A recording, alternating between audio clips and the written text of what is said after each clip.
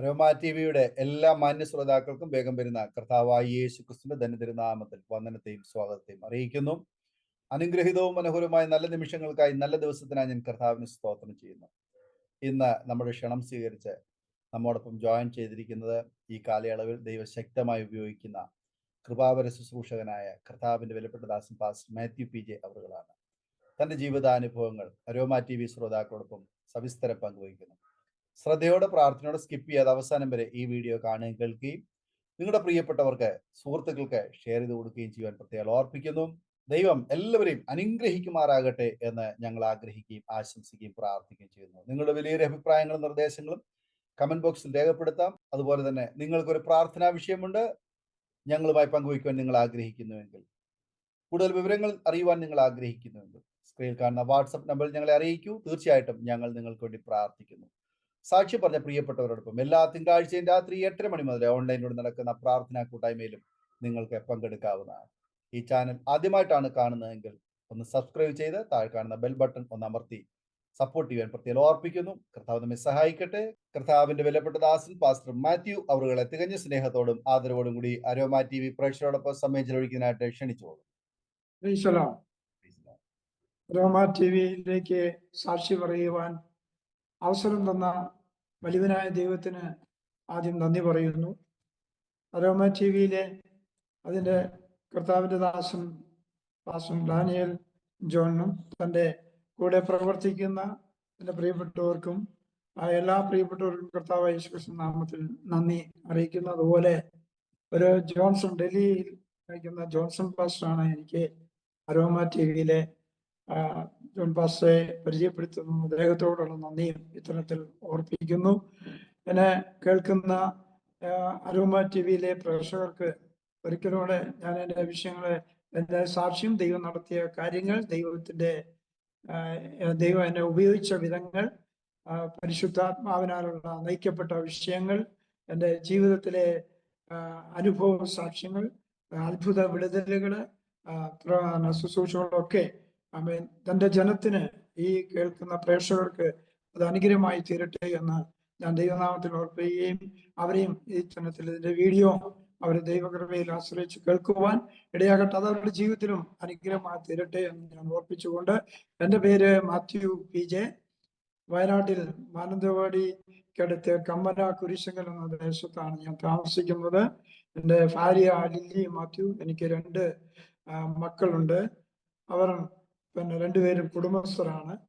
തുടർന്ന് എൻ്റെ ജീവിതാനുഭവത്തിലെ സാക്ഷ്യത്തിൽ കൂടെ ഓർപ്പിക്കുവാൻ ഞാൻ കർത്താവിൽ ആഗ്രഹിക്കുന്നു. എൻ്റെ ബാല്യകാല ജീവിതത്തിൽ ഞാൻ കത്തോലിക്ക സഭയിലുള്ള ഒരു വിശ്വാസിയാണ്.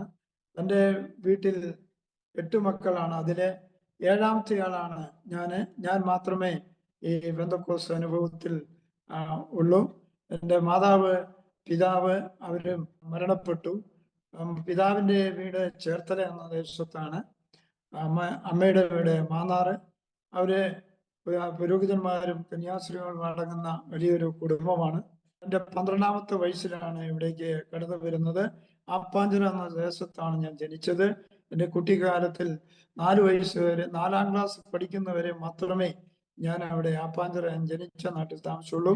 എൻ്റെ ചാച്ചൻ ഫാദർ വളരെ വലിയ ബിസിനസ്സുകാരനാണ്. ആ അതിൽ നിന്നൊക്കെ ബിസിനസ് നഷ്ടമായി, വലിയ കടഭാരത്തിലായി. വസ്തുക്കളെ വിറ്റ് അവിടുന്ന് പാലക്കാട് എന്ന് പറഞ്ഞ ദേശത്തേക്ക് കടന്നുപോയി.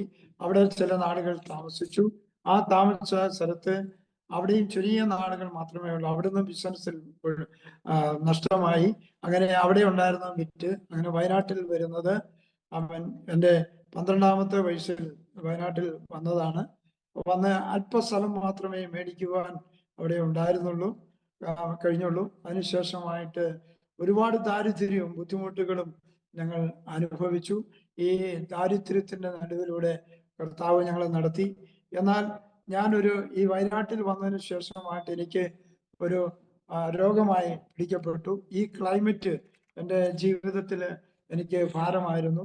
കാരണം ഈ ക്ലൈമറ്റ് മുഖാന്തരം എനിക്ക് രോഗം പിടിക്കപ്പെട്ടു. എൻ്റെ ചെറുപ്പകാലം മുതൽ ഞാൻ ഒരു രോഗിയായി തീർന്നു. ഈ 12 വയസ്സ് കഴിഞ്ഞ് ഇവിടെ വന്ന് അതിനുശേഷമായിട്ട് ദാരിദ്ര്യം എന്ന് വെച്ചാൽ ജീവിതത്തിലെ ഒരു നന്മ പോലും ഇല്ലാതെ, ഒരു നല്ല വസ്ത്രം പോലും ഇല്ലാത്ത ഒരു കാലമായിരുന്നു ആ കാലഘട്ടങ്ങളിൽ. ചുരുങ്ങിയ സ്ഥലങ്ങൾ മാത്രമേ നമുക്കുണ്ടായിരുന്നുള്ളൂ. അതിനുശേഷം എൻ്റെ കുട്ടിക്കാല പഠനമൊക്കെ ഇവിടെ തന്നെ കഴിഞ്ഞു. അമ്മായി ഞങ്ങളുടെ തൊട്ടടുത്ത് ഒരു RC പള്ളിയാണ്. ആ പള്ളിയിലെ എൻ്റെ വീടിന്റെ തൊട്ട് ചേർന്നാണ് ആ പള്ളിയുള്ളത്. ആ പള്ളിയുമായി ബന്ധപ്പെട്ട് ഒരുപാട് കാര്യങ്ങൾ ഞങ്ങൾ പള്ളിക്കാര്യങ്ങളിൽ വളരെ അത്തനായിരുന്നു. കൂടുതൽ കാര്യങ്ങൾ ഞങ്ങൾ ചെയ്തുകൊണ്ടേയിരുന്നു. അങ്ങനെ അവിടെയുള്ള ഒരു അച്ഛൻ എനിക്ക് അവരുടെ മാനന്തവാടി ബിഷപ്പ് ഹൗസിലെ എനിക്കൊരു ജോലി സർട്ടിഫിക്കറ്റ് തന്നു.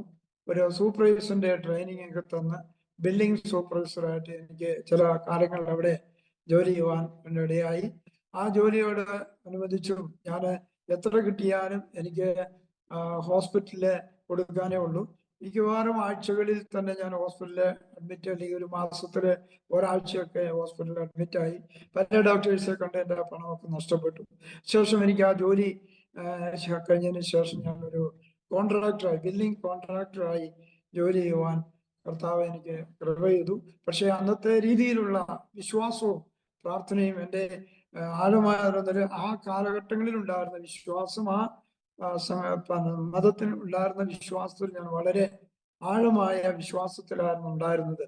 എന്തായാലും അതുകൊണ്ടായിരിക്കാം ദൈവം എന്നെ ഈ ദൈവത്തെ യഥാർത്ഥമായി യേശുക്രിസ്തുവിനെ കണ്ടുമുട്ടുവാൻ ദൈവം എനിക്ക് കൃപ തന്നതെന്ന് ഞാൻ ഇപ്പോൾ വിശ്വസിക്കുന്നു.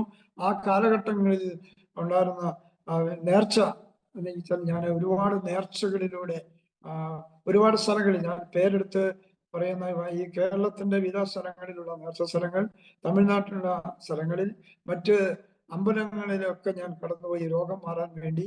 പക്ഷെ എനിക്ക് രോഗം മാറിയില്ല. ഞാനൊരു ബിൽഡിംഗ് കോൺട്രാക്ടർ ആണെങ്കിലും എനിക്ക് അതിനെക്കുറിച്ച് ഒരു ഭൗതിക നന്മയുടെ ഒരു നേട്ടം എനിക്കുണ്ടായില്ല. പലപ്പോഴും കടവും കടഭാരവുമായി. ശേഷമായിട്ട് ഇരിക്കുന്ന കാലഘട്ടത്തിൽ ആ സാഹചര്യത്തിൽ തന്നെ വിവാഹത്തിന് വിവാഹം കഴിക്കാൻ, എൻ്റെ ബാല്യത്തിൽ തന്നെ 23 വയസ്സിൽ തന്നെ ഞാൻ വിവാഹം കഴിച്ചു. എൻ്റെ ഭാര്യ 20 വയസ്സുണ്ടായിരുന്നു, ലില്ലി മാത്യു. ഇവിടുന്ന് 10 കിലോമീറ്റർ ദൂരം മാത്രമേ ഉണ്ടായിരുന്നുള്ളൂ. വിവാഹം കഴിച്ചു. അവരും RC വിഭാഗത്തിലുള്ളതാണ്. RCയിൽ അവരും 8 മക്കളാണ്. അതിനകത്ത് 6ാമത്തെ മകളാണ് ഞാൻ വിവാഹം കഴിച്ചത്. അവരുടെ അമ്മ ഇന്നും ജീവിച്ചിരിപ്പുണ്ട്. 92 വയസ്സുണ്ട്, ആരോഗ്യത്തോടെ ഇരിക്കുന്നു. ഇപ്പോൾ അവരെല്ലാം വിശ്വാസത്തിൽ പെന്തക്കോസ്ത് അനുഭവത്തിലേക്ക് അവർ വന്നു. ഒരു കുടുംബം ഒഴിച്ചുവാക്കി എല്ലാവരും പെന്തക്കോസ്ത് അനുഭവത്തിൽ വന്നിരുന്നു. എന്നാൽ ആദ്യം ഞാൻ വരുന്നതിന് മുമ്പ് എൻ്റെ മദറിലോ വിശ്വാസത്തിലേക്ക് ഒരു ചായ്വ് വന്നിരുന്നു. അങ്ങനെ ഞാൻ ഈ നേർച്ചകളൊക്കെ നടത്തിയിട്ടും എൻ്റെ ജീവിതത്തിൽ എനിക്കൊരു മാറ്റമില്ലാതെ രോഗിയായി. പല വിധത്തിലാണ്. എനിക്ക് ഹാർട്ടിന് പ്രശ്നം, വലിവിന്റെ പ്രശ്നം, അതുപോലെ തന്നെ എനിക്കില്ലാത്ത രോഗങ്ങളൊന്നുമില്ല. ഞാൻ ഈ മെഡിസിൻ കഴിച്ച് ശരീരത്തിന്റെ ഒരു ഞരമ്പുകള് പിന്നെ തടിച്ച് ഇരിക്കും, മെലിഞ്ഞ ഒരു ശരീരമായിരുന്നു എൻ്റെ. വെള്ളം പോലും കുടിക്കാൻ എനിക്ക് പറ്റാത്ത, ഭക്ഷണത്തിലൊക്കെ വളരെ ഞാൻ വീക്കായിരുന്നു. അങ്ങനെ വളരെ കാലങ്ങൾ ഞാൻ അങ്ങനെ പോയി. ഈ വിവാഹം കഴിഞ്ഞതിന് ശേഷവും എൻ്റെ ജീവിതത്തിലെ ഈ പരാജയങ്ങൾ നീണ്ടു നിന്നു. എന്നാൽ എൻ്റെ ഭാര്യയോടുകൂടി സഹകരിച്ച് എനിക്ക് വേണ്ടി മിക്കവാറും എന്നെ പരിപാലിക്കാനായി പ്രിയപ്പെട്ടവൾ എന്നെ സ്നേഹിക്കുകയും പരിപാലിക്കുകയും ചെയ്തു. ഞങ്ങൾക്ക് പിന്നെ ഒരു കുഞ്ഞുണ്ടായി. ശേഷം 2 കുഞ്ഞുണ്ടായതിനു ശേഷം എൻ്റെ ഈ ജോലിയിൽ സംബന്ധിച്ച് ഞാൻ അതിനുശേഷമായി ഞങ്ങളുടെ തറവാട്ടിൽ നിന്ന് അല്പമായ മാറി ഒരു സ്ഥലം എനിക്ക് കർത്താവ് തന്നു. എന്നാൽ ആ രീതിയിൽ ആ സ്ഥലത്തേക്ക് മാറി ഒരു ചെറിയ വീടായിരുന്നു. ഒരു പുല്ലുമേഞ്ഞ ഒരു വീട് ഞാൻ എടുത്തു. ചെറിയ അന്നത്തെ വിലയിൽ നല്ല വില കൊടുത്താണ് എടുത്തത്. അതിനൊക്കെ ഒരുപാട് കഷ്ടങ്ങളിലൂടെ തന്റെ ഭാര്യ, അന്ന് സ്വർണ്ണങ്ങളൊക്കെ ഉണ്ടായിരുന്നു, ഞങ്ങളെല്ലാം വിറ്റ് ആ സ്ഥലം വാങ്ങി. എന്നാൽ അതിനുശേഷമായിട്ട് എനിക്ക് ധ്യാനം കൂടാൻ പോകാൻ ഒരു അവസരം മനസ്സിൽ തോന്നി. ദൈവം തോന്നിച്ചായിരിക്കാം. ഞാൻ കത്തോലിക്ക സഭ നടത്തുന്ന ഒരു ധ്യാനമുണ്ട് കോട്ടയിൽ. അവിടെ ഞാൻ ധ്യാനത്തിന് കടന്നുപോയി. ആ ധ്യാനത്തിന് കടന്നുപോയി. ഞാൻ അല്പം മദ്യപാനൊന്നും അല്ലായിരുന്നു, എങ്കിലും പുകയൊക്കെ വലിക്കുവാനും അന്ന് തീരുമാനമെടുത്തു. ആ ധ്യാന കേന്ദ്രത്തിലേക്ക് കയറുന്നതിന് മുമ്പ് ഞാൻ അതെല്ലാം കളഞ്ഞ് ഉപേക്ഷിച്ചിട്ട് അകത്ത് കയറി ഒരു ദിവസം 1.5 ദിവസമേ എനിക്ക് ആ ധ്യാനം കൂടാൻ കഴിഞ്ഞിട്ടുള്ളൂ. കാരണം അന്ന് ആ ധ്യാനത്തിന്റെ സമയത്ത് എനിക്ക് രോഗിയായി തുടങ്ങി. ഞാൻ അവിടുന്ന് ബ്ലഡ് വൊമിറ്റ് ചെയ്യുക, ബ്ലഡ് ലൂസ് മോഷൻ ഉണ്ടാകുക. അതിനുശേഷം അന്ന് അവരുടെ ഒരു ഹോസ്പിറ്റൽ ഉണ്ടായിരുന്നു, ആ ഹോസ്പിറ്റലിൽ എന്നെ അഡ്മിറ്റ് ആക്കി.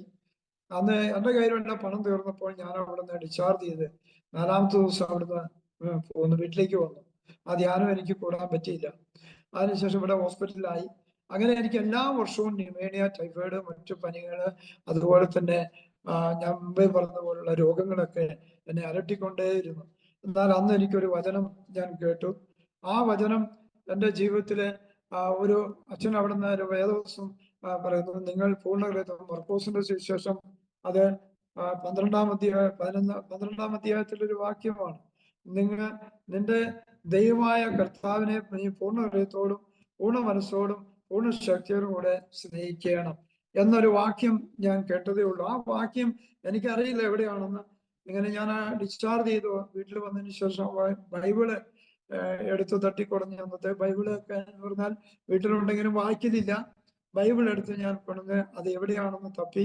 എന്തായാലും എനിക്ക് തോന്നുന്നു എൻ്റെ ദൈവം എന്നെ സ്നേഹിച്ചത് കൊണ്ട് ആ വാക്യം എനിക്ക് കണ്ടെത്തി. അതിൽ കൂടെ ഞാൻ മെല്ലെ പ്രാർത്ഥിക്കുവാനായി തുടങ്ങി. ഞാൻ ഈ അന്നത്തെ പിന്നെ സമുദായ സഭയുടെ പ്രാർത്ഥനകള് 7 വട്ടമൊക്കെ ഞാൻ തുടർന്ന് മുട്ടുമേൽ നിന്ന് അത് ചെല്ലുമായിരുന്നു. ഏതായാലും അതുകൊണ്ടൊക്കെ ദൈവം എനിക്ക് ഈ വിശ്വാസ ജീവിതത്തിന്റെ പടികളിലേക്ക് വരാൻ കർത്താവ് എനിക്ക് കൃപ ചെയ്തു എന്നുള്ളതിന് ഞാൻ ദൈവത്തെ മഹത്വപ്പെടുത്തുകയാണ്, ദൈവത്തെ സ്തുതിക്കുകയാണ്. അപ്പോൾ ഈ വാക്യം ഞാൻ കണ്ടെത്തി. അതിനുശേഷം ആ വചനം വെച്ച് ഞാൻ ദൈവത്തോട് ഇങ്ങനെ എനിക്കറിയാവുന്ന രീതിയിലൊക്കെ പ്രാർത്ഥിക്കാൻ തുടങ്ങി.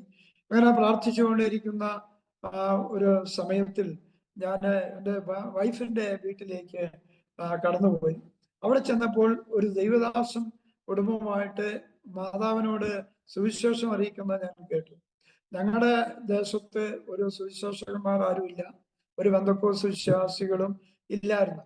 എന്നാൽ ചില കാലം കഴിഞ്ഞതിന് ശേഷമാണ് ഒരു അച്ചാൻ ഒരു പള്ളിയിൽ നിന്ന് ഒരു പ്രശ്നം ഉണ്ടാക്കി അതൊരു ചെറിയൊരു കൂട്ടായ്മയ്ക്ക് അദ്ദേഹം തുടക്കം കുറിച്ചത്. അതിനു മുമ്പുള്ള കാര്യങ്ങൾ ഇതാണ്. ഞാൻ ആ മാതാവിന്റെ അടുത്ത് ചെന്നപ്പോൾ ആ ദേവദാസനെ ആ സുവിശേഷം പറയുന്നത് കേട്ട് ഞാനും ശ്രദ്ധയോടെ അവിടെ ഇരുന്നു. എനിക്കൊരു ഹൃദയത്തിലൊരു ആഗ്രഹം തോന്നി.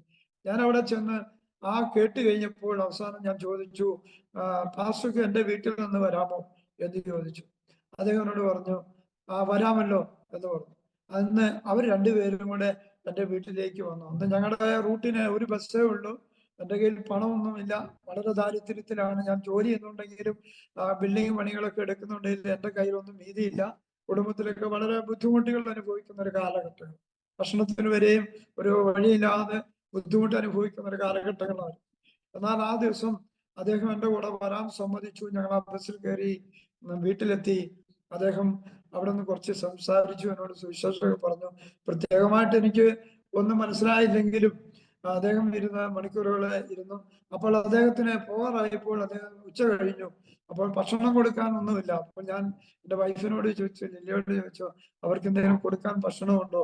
അപ്പൊ നമുക്കുള്ള അല്പം ഭക്ഷണമുണ്ട്, അത് നമുക്ക് അവർക്ക് കൊടുക്കാമെന്ന് പറഞ്ഞു. അങ്ങനെ ഞങ്ങളത് അവർക്ക് കൊടുത്തു. അവരത് അവിടെ ഇരുന്ന് ഭക്ഷിച്ചു. അന്ന് ഞങ്ങൾക്ക് ഭക്ഷണമൊന്നും പിന്നെ ഉണ്ടായില്ല. ഞങ്ങളുടെ കുട്ടികളെ സ്കൂളിൽ പോയിരിക്കുകയാണ്. ഇത് കഴിഞ്ഞ് ഇദ്ദേഹം അവിടെ നിന്ന് പ്രാർത്ഥിച്ചു. ഈ ദേവദാസൻ, അദ്ദേഹത്തിന്റെ പേര് ശമൂൽ എന്നാണ്, അദ്ദേഹം മരിച്ചുപോയി. അദ്ദേഹം അവിടെ നിന്ന് പ്രാർത്ഥിച്ച് പോയപ്പോൾ എൻ്റെ മനസ്സിൽ തോന്നി, എൻ്റെ ഹൃദയത്തിൽ ഒരു ചിന്ത, ഇദ്ദേഹത്തിന് ഞാൻ വണ്ടിക്കൂലി എടുത്താൽ വന്നത്, തിരിച്ചു വണ്ടിക്കൂലി കൊടുക്കണമല്ലോ. ഞങ്ങളുടെ ഇടയിൽ അങ്ങനെ ഒരു പരിചയമൊന്നും ഞങ്ങൾക്കില്ല. എന്നാൽ മനസ്സിൽ പെട്ടെന്ന് ദൈവം തോന്നിച്ചതായിരിക്കാം. ഞാൻ എല്ലാം കൂടെ ചില്ലറ എല്ലാം കൂടെ പെറുക്കി 25 രൂപ അദ്ദേഹത്തിന് കൊടുത്തു. അദ്ദേഹം അത് വെച്ച് പ്രാർത്ഥിച്ച് അനുഗ്രഹിച്ച് അങ്ങ് പോയി. ആ പോക്ക് കഴിഞ്ഞതിന് ശേഷം ദൈവം എന്നെ ഹൃദയത്തിൽ ദൈവം പ്രവൃത്തി ആരംഭിക്കാൻ തുടങ്ങി. അങ്ങനെ ഇരിക്കെ എനിക്കൊന്ന് മധ്യപ്രദേശിൽ പോകാൻ ഒരു അവസരം കിട്ടി. എൻ്റെ വൈഫിന്റെ സിസ്റ്റർ അവിടെയായിരുന്നു, അവര് മിലിറ്ററിയിലാണ്. അപ്പോൾ എൻ്റെ വൈഫിന്റെ ബ്രദറും ഞാനും കൂടെ ഒന്ന് മധ്യപ്രദേശിൽ പോയി. മധ്യപ്രദേശിൽ ചെന്ന് അവിടെ ചെന്ന് അവർ താമസിക്കുന്ന സ്ഥലത്ത് റൂമിൽ ഞങ്ങൾക്ക് ബെഡ് തന്നു. ആ ബെഡിൽ അന്ന് രാത്രിയില് ഞാൻ അവിടെ കിടന്ന് ഉറങ്ങി അല്പം കഴിഞ്ഞപ്പോൾ എപ്പോഴാണ് എഴുന്നേറ്റ് എന്ന് എനിക്ക് ഓർമ്മയില്ല. പക്ഷേ ദൈവം എന്നെ തട്ടി ഉണർത്തി. അന്ന് എത്ര സമയത്ത് എഴുന്നേറ്റ് വന്നു എനിക്ക് അറിയത്തില്ല. നേരം വെളുക്കം നേരം കണ്ണു തുറന്നു നോക്കുമ്പോൾ ഞാൻ ദൈവവുമായി ബന്ധത്തിൽ കഴിഞ്ഞു നോക്കുമ്പോൾ നേരം വെളുത്തു, 6 മണിയോളായി. കാരണം അന്ന് ദൈവത്തിന്റെ ആത്മാവ് എന്നെ തട്ടി ഉണർത്തി. എൻ്റെ പാപങ്ങള്, എൻ്റെ ജീവിതത്തിലുണ്ടായിരുന്ന കുറവുകള്, പാവങ്ങളെല്ലാം ഞാൻ ഏറ്റുപറയാൻ തുടങ്ങി. ആ പാവങ്ങളെല്ലാം ഏറ്റുപറഞ്ഞു ഞാൻ പ്രാർത്ഥിക്കാൻ തുടങ്ങി. എങ്ങനെ പ്രാർത്ഥിക്കുമെന്ന് എനിക്കറിയില്ല. എൻ്റെ വായിലൂടെ പരിശുദ്ധാത്മാവിന്റെ അഭിഷേകം അന്യഭാഷയിലൂടെ ഞാൻ അന്നിവിടെ ആരാധിച്ചു. പക്ഷെ എൻ്റെ തൊട്ടടുത്ത് കിടന്ന സഹോദരൻ ഇത് അറിഞ്ഞില്ല. ആ മണിക്കൂറുകളോളം ഇരുന്ന് പ്രാർത്ഥിച്ചു. കണ്ണുനീരോടെ എൻ്റെ ശരീരത്തിന് വിട്ടിരുന്ന വസ്ത്രങ്ങൾ വരെ നനഞ്ഞ് ഒഴുകി. എൻ്റെ ജീവിതത്തിൽ വരാനിരിക്കുന്ന വിഷയങ്ങളെ മുഴുവനും ദൈവത്തിന്റെ ആത്മാവ് ദർശനം തന്നു, വെളിപ്പാട് തന്നു. കൃപാവര ശുശ്രൂഷകൾ എനിക്ക് അന്ന് അവിടുന്ന് ദൈവം പകർന്നു. ഇനി ഞാൻ ഇവിടെ ചെയ്യാൻ പോകുന്ന വേല, അതുപോലെ ഒരു ചർച്ച്, എനിക്ക് കൂടെ നടക്കാൻ പോകുന്ന പ്രാർത്ഥന ഒരു ഗ്രൂപ്പ്, ഇതൊക്കെ ദൈവം വെളിപ്പെടുത്തി തന്നു. എൻ്റെ മുമ്പോട്ടുള്ള വഴികളെ, ശുശ്രൂഷയുടെ മേഖലകളൊക്കെ അന്ന് രാത്രിയിൽ ആ വെളുപ്പങ്ങൾ പരിശുദ്ധാത്മാവ് എനിക്ക് വെളിപ്പെടുത്തി തന്നു. ഇത് നേരം വെളുത്തു കഴിഞ്ഞപ്പോൾ എനിക്കറിയില്ല എന്ത് സംഭവിച്ചു. എൻ്റെ ഡ്രസ്സൊക്കെ നനഞ്ഞിരിക്കുന്നു. ഞാൻ എഴുന്നേറ്റ് ചടവെന്ന് എഴുന്നേറ്റു. പിന്നെ എനിക്ക് ആ വീട്ടിൽ നിൽക്കാൻ പറ്റിയില്ല. അപ്പൊ ഉടനെ തന്നെ എൻ്റെ ബ്രദറെ ജോലിക്ക് പോകുന്നതിന് മുമ്പ്, ലില്ലിയുടെ ചേച്ചിയുടെ ഭർത്താവ് ജോലിക്ക് പോകുന്നതിന് മുമ്പ് പറഞ്ഞു, ചേട്ടാ എനിക്ക് എത്രയും പെട്ടെന്ന് നാട്ടിലേക്ക് തിരിച്ചു പോകണം, പോകാതിരിക്കാൻ പറ്റത്തില്ല. അപ്പൊ എന്നോട് ചോദിച്ചു, ഇന്നലെ വന്നതല്ലേ ഉള്ളൂ, എന്തിനാ എത്ര പോണേ? ഞാൻ പറഞ്ഞില്ല, എനിക്കൊന്ന് നിൽക്കാൻ പറ്റുന്നില്ല, പെട്ടെന്ന് എനിക്ക് വീട്ടിൽ പോകണമെന്ന് പറഞ്ഞു.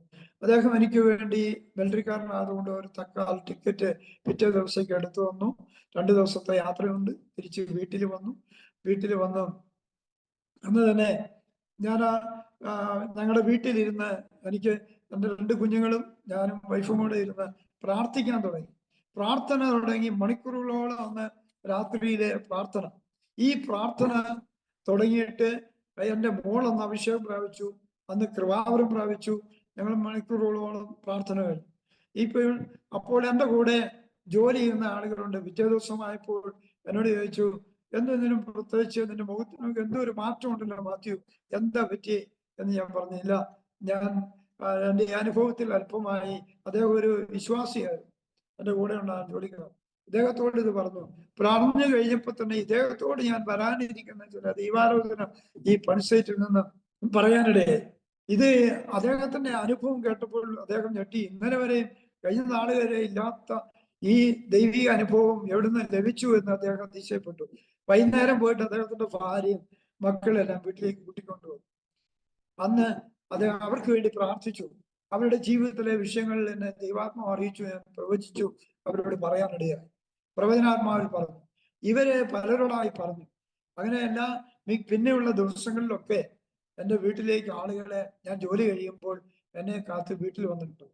എൻ്റെ ഭാര്യ അവർക്കെല്ലാം ഭക്ഷണ കാര്യങ്ങൾ ഉണ്ടാക്കി. ദൈവം എനിക്ക് ജോലിയിൽ മാറ്റം വരാൻ തുടങ്ങി. വലിയ അനുഭവങ്ങൾ എൻ്റെ ജീവിതത്തിൽ വരാൻ തുടങ്ങി. അപ്പൊ അന്ന് ഞാൻ യേശുവിനെ രക്ഷിതാവായി, ആ ദേവദാസൻ പറഞ്ഞ രക്ഷിതാവായി ഏറ്റെടുത്തിരുന്നു. ശേഷമായിട്ട് പിന്നെ വലിയ അനുഭവങ്ങൾ എൻ്റെ ജീവിതത്തിൽ വന്നു. ഈ വരുന്ന ആളുകൾക്കെല്ലാം ഓരോ വിധത്തിലുള്ള രോഗങ്ങൾ ബാധിച്ചവരുണ്ട്. അങ്ങനെ ചില വർഷങ്ങൾ മുമ്പോട്ട് കടന്നുപോയി. 2000-ത്തിലേക്ക് എത്തി. 2000 വർഷം, 98-99 കാലങ്ങളിലാണ് ഞാൻ ഈ വിശ്വാസ ജീവിതത്തിൽ വരാനിടയ രക്ഷിക്കപ്പെട്ടത്. 2000 ആയപ്പോഴത്തേക്ക് സ്ഥാനപ്പെട്ടില്ല. പല പാസ്റ്റർമാരായി പലര് കേട്ടറിഞ്ഞ് എൻ്റെ വീട്ടിൽ വരാൻ തുടങ്ങി. അപ്പൊ എന്നിലുള്ള ശുശ്രൂഷ അവർക്ക് മനസ്സിലായി. അവരെന്നോട് പറഞ്ഞു, എത്രയും പെട്ടെന്ന് സ്നാനപ്പെടണം. അപ്പൊ ഞാൻ അന്ന് അവരോട് പറഞ്ഞു, ഞാൻ സ്നാനപ്പെടില്ല, ഞാൻ സ്നാനപ്പെട്ടാൽ നിങ്ങളുടെ സഭയോട് ചേരാനാണ് സ്നാനം എന്നാണല്ലോ പറയുന്നത്, അതുകൊണ്ട് സഭ ഇല്ല. അവരെന്നോട് പറഞ്ഞു, ഇല്ല, സ്നാനപ്പെടണം, നിങ്ങളുടെ ശുശ്രൂഷ ദൈവം അധികാരമായി തന്നിട്ടുണ്ട്, അതുകൊണ്ട് സ്നാനപ്പെടണം എന്ന് പറഞ്ഞു. അങ്ങനെ ഒരു ദിവസം 2000-ത്തിലെ ഒരു ദിവസം ദൈവത്തിന്റെ ആത്മാവ് രാത്രിയിൽ എന്നോട് ഇടപെടുകയാണ്. എന്നോട് ചോദിച്ചു, നീ ഇന്ന് മരിച്ചാൽ നിന്റെ ആത്മാവ് എവിടെ പോകും? നീ എൻ്റെ കൽപ്പന അനുസരിക്കണം എന്ന് പറഞ്ഞ് ഒരു ശബ്ദം കേട്ടു. ഞാൻ ചാടി എഴുന്നേറ്റിരുന്ന് പ്രാർത്ഥിച്ചു. രാവിലെ ഞാൻ ലില്ലിയോട് പറഞ്ഞു, എൻ്റെ വൈഫിനോട് പറഞ്ഞു. അന്ന് ഞങ്ങൾ ഉപവാസം ഇരുന്നു. ജോലിയിൽ പണിക്കാരെ പഠിപ്പിച്ചിട്ട് തിരിച്ചു വന്ന് ഉപവാസം ഇരുന്ന് പ്രാർത്ഥിച്ചപ്പോൾ ദൈവം എനിക്ക് വെളിപ്പെടുത്തി തന്നു സ്നാനപ്പെടേണ്ട സ്ഥലം, സ്നാനപ്പെടുത്തേണ്ട ദൈവദാസൻ, കൃത്യമായ സ്ഥലവും സ്പോട്ടും ഒക്കെ ഞങ്ങളെ വെളിപ്പെടുത്തി തന്നു. അങ്ങനെ അടുത്ത ദിനങ്ങളിൽ തന്നെ സ്നാനപ്പെടാൻ തീരുമാനമെടുത്തു. ആ പാസ്റ്റർ പേര് വരെ ദൈവം എന്നെ അറിയിച്ചു. ഇവിടുന്ന് കുറച്ച് ദൂരമുണ്ട്. ആ സ്നാനക്കടവ് എന്നെ കാണിച്ചു തന്നു. അങ്ങനെ ഞങ്ങൾ 3 ദിവസം ഉപവാസം ഇരുന്നിട്ട് സ്നാനപ്പെടാൻ ജോലി കാര്യങ്ങളൊക്കെ ഒന്ന് ഒതുക്കി വെച്ചു. അതിനോടനുബന്ധിച്ച് ഞാൻ വലിയൊരു വർക്ക് എനിക്ക് അടുത്ത ദിനങ്ങളിൽ കിട്ടി. ഒരു എൻ്റെ ഞങ്ങളുടെ ഒരുമിച്ച് കത്തോലിക്ക പള്ളിയിൽ ഉണ്ടായിരുന്ന ഒരു മാഷാണ്. ആ മാഷ വീട് എനിക്ക് പണി കിട്ടി. എനിക്ക് കിട്ടാതിരുന്ന പണികളൊക്കെ തരാൻ തുടങ്ങി. അങ്ങനെ ഞാൻ ആ ജോലി കോൺട്രാക്ട് ചെയ്ത് എഗ്രിമെന്റ് ചെയ്തിട്ട് ഞാൻ പോയി. ഞാൻ പറഞ്ഞ് ഒരു ദിവസം പറഞ്ഞു, 5 ദിവസത്തെ ലീവ് എടുത്തിട്ട് പറഞ്ഞു ഇന്ന ദിവസം സ്റ്റാർട്ട് ചെയ്യും, ഞാൻ ഒരു വഴിക്ക് പോവുകയാണ് എന്ന് പറഞ്ഞു വെച്ചാൽ അദ്ദേഹത്തോട് സ്നാനപ്പെടുന്ന കാര്യമൊന്നും പറഞ്ഞില്ല. പോയി വരുമ്പോൾ ഞാൻ വന്നിട്ട് ഈ വർക്ക് തുടങ്ങുമെന്ന് പറഞ്ഞു. അവിടെ പോയി ഞാൻ സ്നാനപ്പെടേണ്ട സ്ഥലത്ത് ചെന്നപ്പോൾ ആ ദൈവദാസൻ എന്നോട് പറഞ്ഞു, നിങ്ങളെ സ്നാനപ്പെടുത്താൻ പറ്റില്ല, നിങ്ങൾ ഇത്രയും ദൂരെയുള്ളവരാ, എന്നെ ദൈവം അറിയിച്ചിട്ടില്ല. ഞാൻ പറഞ്ഞു, എനിക്ക് 3 ദിവസം ഇവിടെ ഉപവാസം ഇരിക്കണം, 3-ാം ദിവസം പാസ്റ്റർ എന്നെ സ്നാനപ്പെടുത്തണം. അപ്പൊ അദ്ദേഹത്തിന് വിസമ്മതിച്ചപ്പോൾ ഞാൻ പറഞ്ഞു, ഒരു കാര്യം ചെയ്യാൻ, ദൈവദാസൻ പ്രാർത്ഥിച്ചിട്ട് ദൈവം നിയോഗമില്ലേ ഞാൻ തിരിച്ചു പോകും. അങ്ങനെ അദ്ദേഹം വന്ന് പ്രാർത്ഥിച്ചപ്പോൾ ദൈവം വെളിപ്പെടുത്തി കൊടുത്തു. അങ്ങനെ അവരുടെ സഭയായി ഞങ്ങൾ ഒരുമിച്ച് 3 ദിവസം ഉപവാസം ഇരുന്നു, സ്നാനപ്പെട്ട് ഞങ്ങള് തിരിച്ച് വീട്ടിലേക്ക് വന്നു. അതിന്റെ പണിയുടെ സമയമായപ്പോൾ എനിക്ക് പരിശുദ്ധാത്മ ഫൈഫ് അതിനോടിടയ്ക്ക് അഭിഷേകം പ്രാപിച്ചു, കൃപാവരം പ്രാപിച്ചു. അപ്പോൾ അങ്ങനെ ആ ജോലി ചെയ്യുന്ന ആ സ്ഥലത്ത് ഞാൻ പണി തുടങ്ങാനായിട്ട് അവിടെ ചെന്നപ്പോൾ അദ്ദേഹം എന്നോട് പറഞ്ഞു, അദ്ദേഹം എങ്ങനെയാ പറഞ്ഞു, ഞാൻ സ്നാനപ്പെടാൻ പോയിരുന്നു. അപ്പോൾ സ്നാനപ്പെട്ടു എന്ന് പറഞ്ഞു. ഇദ്ദേഹം എന്നോട് പറഞ്ഞു, പെന്തക്കോസ്തുകാർക്ക് ഞാൻ എൻ്റെ പണി കൊടുക്കൂല, അതുകൊണ്ട് നിനക്ക് തരാൻ സാധ്യമല്ല എന്ന് മാത്യു എന്ന് എന്നോട് പറഞ്ഞു. ഞാൻ പറഞ്ഞു, ശരി. എനിക്കൊരു ഭാരം ഉണ്ടായില്ല. സ്നാനപ്പെട്ട് വന്നു കഴിഞ്ഞപ്പോൾ എനിക്കുണ്ടായ പ്രതികൂലം വളരെ ശക്തമായിരുന്നു. എൻ്റെ ജോലിക്കാർക്ക് ഞാൻ ഇനി എങ്ങനെ ജോലി കൊടുക്കും? എങ്കിലും എനിക്കൊരു വിഷമം ഉണ്ടായില്ല. നേരെ തിരിച്ച് വീട്ടിൽ വന്ന് ഞങ്ങൾ ദൈവത്തോട് കുഞ്ഞുങ്ങളുമായിട്ടിരുന്ന് പ്രാർത്ഥിച്ചു. അന്ന് തന്നെ മറ്റൊരു ജോലി, എനിക്ക് വലിയൊരു വർക്ക് കിട്ടി. ആ വർക്ക് സ്റ്റാർട്ട് ചെയ്തു. ആ പണി തീരാറായപ്പോഴത്തേക്ക് അതിനിടയിൽ ഈ പറഞ്ഞ ഇദ്ദേഹത്തിന്റെ പേര് ബേബി എന്നാണ്, അദ്ദേഹം ഈ വർക്ക് മറ്റു പലർക്കും കൊടുക്കാൻ വിളിച്ചു വരുത്തി, അഡ്വാൻസ് മേടിച്ചു. അവരെല്ലാം വിട്ടേച്ചു പോയി, അവർക്ക് പറ്റില്ല എന്ന് പറഞ്ഞവർ ഒഴിവായി. അങ്ങനെ 2-3 മാസം കഴിഞ്ഞപ്പോൾ 3 മാസമായി ആ പണിയെടുക്കാതെ, ആരും എടുക്കാതെ അവിടെ കിടന്നു. അങ്ങനെ ഞാൻ വരുന്ന വഴിയിൽ ഇദ്ദേഹം എന്നെ കാത്തിരുന്നു. എൻ്റെ കുഞ്ഞുങ്ങളോട് പറഞ്ഞു, എന്നെ കുഞ്ഞുങ്ങളെ പഠിപ്പിക്കുന്ന ഒരു ടീച്ചറായിരുന്നു അവരുടെ ഭാര്യ. ഞാൻ അന്ന് പോകാൻ എനിക്ക് സമയം കിട്ടിയില്ല. പക്ഷെ ഞാൻ ആ റൂട്ടിലായിരുന്നു വന്നുകൊണ്ടിരുന്നു, ബൈക്ക് 2 വീലർ ഉണ്ടായിരുന്നു. പോയി വന്നുകൊണ്ടിരിക്കുന്ന സമയത്ത് ഇദ്ദേഹം എന്നെ കൈ കാണിച്ച് നിർത്തിയിട്ട് ഭാര്യയും ഭർത്താവോട് തന്നെ പറഞ്ഞു, ഒന്ന് വരാൻ പറഞ്ഞു. ഞാൻ ചെന്നു. എന്നോട് പറഞ്ഞു, നിന്റെ ദൈവം വലിയൊരു ദൈവമാണ്. കാരണം ഈ പണി ഞാൻ പലർക്കും കൊടുത്തു, ആരും ഇതിൽ നിന്ന് എടുത്തില്ല. മാത്യു തന്നെ ഈ വർക്ക് എടുത്തു തന്നെ. ഞാൻ പറഞ്ഞു, ശരി, ഞാൻ എടുത്തു തരാൻ പറഞ്ഞു. ഞാൻ എടുത്തു. ആ വർക്ക് എടുക്കുന്ന ഒരു സമയം കൂടെ ഞാൻ പറഞ്ഞേച്ചു എൻ്റെ പഴയ സാക്ഷ്യത്തിലേക്ക് വീണ്ടും മടങ്ങി വരാം. അന്ന് അദ്ദേഹത്തിന്റെ വീടിന്റെ സെൻട്രിങ് അടിച്ചു, കോൺക്രീറ്റിന്റെ ഡേറ്റ്, പിറ്റേ ദിവസം രാവിലെ കോൺക്രീറ്റ് ചെയ്യാൻ എല്ലാം സെറ്റിങ് ചെയ്തു. 180 ബാഗ് സിമന്റ് തന്നെ റെഡിയാണ്. പണിക്കാര് തന്നെ, ജോലിക്കാര് 35 പേരുണ്ട്. അവരെ എല്ലാ ക്രമീകരണങ്ങളും ചെയ്തു. അന്ന് രാവിലെ ഒരു മഴ, ഇരുണ്ട് കറുത്ത് മഴ തൊടി. അപ്പോൾ ഇദ്ദേഹം എന്നോട് ചോദിച്ചു, ഈ സാർ എന്നോട് ചോദിച്ചു, മാത്യു എന്ത് ചെയ്യും? ഞാൻ പറഞ്ഞു, നിങ്ങൾക്ക് വിശ്വാസമുണ്ട്, നമുക്ക് പ്രാർത്ഥിക്കാം. നിങ്ങൾക്ക് വിശ്വാസമുണ്ട്, എൻ്റെ കൂടെ വരാൻ പറഞ്ഞു. ഉണ്ടെന്ന് പറഞ്ഞു. ആ ടെറസിന്റെ മുകളിൽ കയറി നിന്ന് കൈ ഉയർത്തി ഞാൻ പ്രാർത്ഥിച്ചു. ഏലിയാവിന്റെ ദൈവമേ, എൻ്റെ ദൈവം, ഞങ്ങളുടെ ദൈവം. ഞങ്ങൾ ഏലിയാവ് പ്രാർത്ഥിച്ചപ്പോൾ 3.5 വർഷം മഞ്ഞും മഴയും വയ്യാതിരുന്നു. പ്രാർത്ഥിച്ച പോലെ ഈ എളിവൻ ദൈവനാമത്തിൽ പ്രാർത്ഥിക്കുന്ന ഈ ജനം വിശ്വസിക്കേണ്ടതിനു വേണ്ടി, ഇവർ വിശ്വസിക്കേണ്ടതിനു വേണ്ടി, ദൈവമേ, ഈ പണി കോൺക്രീറ്റ് കഴിയാതെ ഈ ദേശത്ത് മഴ പെയ്യാൻ ദൈവം അനുവദിക്കട്ടെ എന്ന് കരങ്ങൾ ഉയർത്തി പ്രാർത്ഥിച്ച് സ്തോത്രം ചെയ്തു. ഞങ്ങൾ പണി തുടങ്ങി. ആ പണി തീരുവോളം ആ പെയ്ത മഴ എതിരെ പോയെന്ന് അറിയത്തില്ല, അത്ഭുതകരമായി ദൈവം ആ മഴയെ മാറ്റി.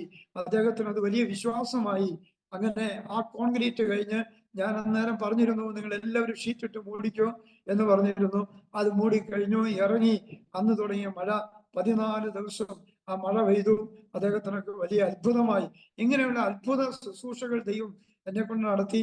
പക്ഷെ തുടർമാനം ദൈവം എന്നെ പലവട്ടം ആലോചന അറിയിച്ചു, ശുശ്രൂഷയ്ക്ക് ഇറങ്ങണം, എൻ്റെ വേലയ്ക്ക് നീ ഇറങ്ങണമെന്ന് പറഞ്ഞു.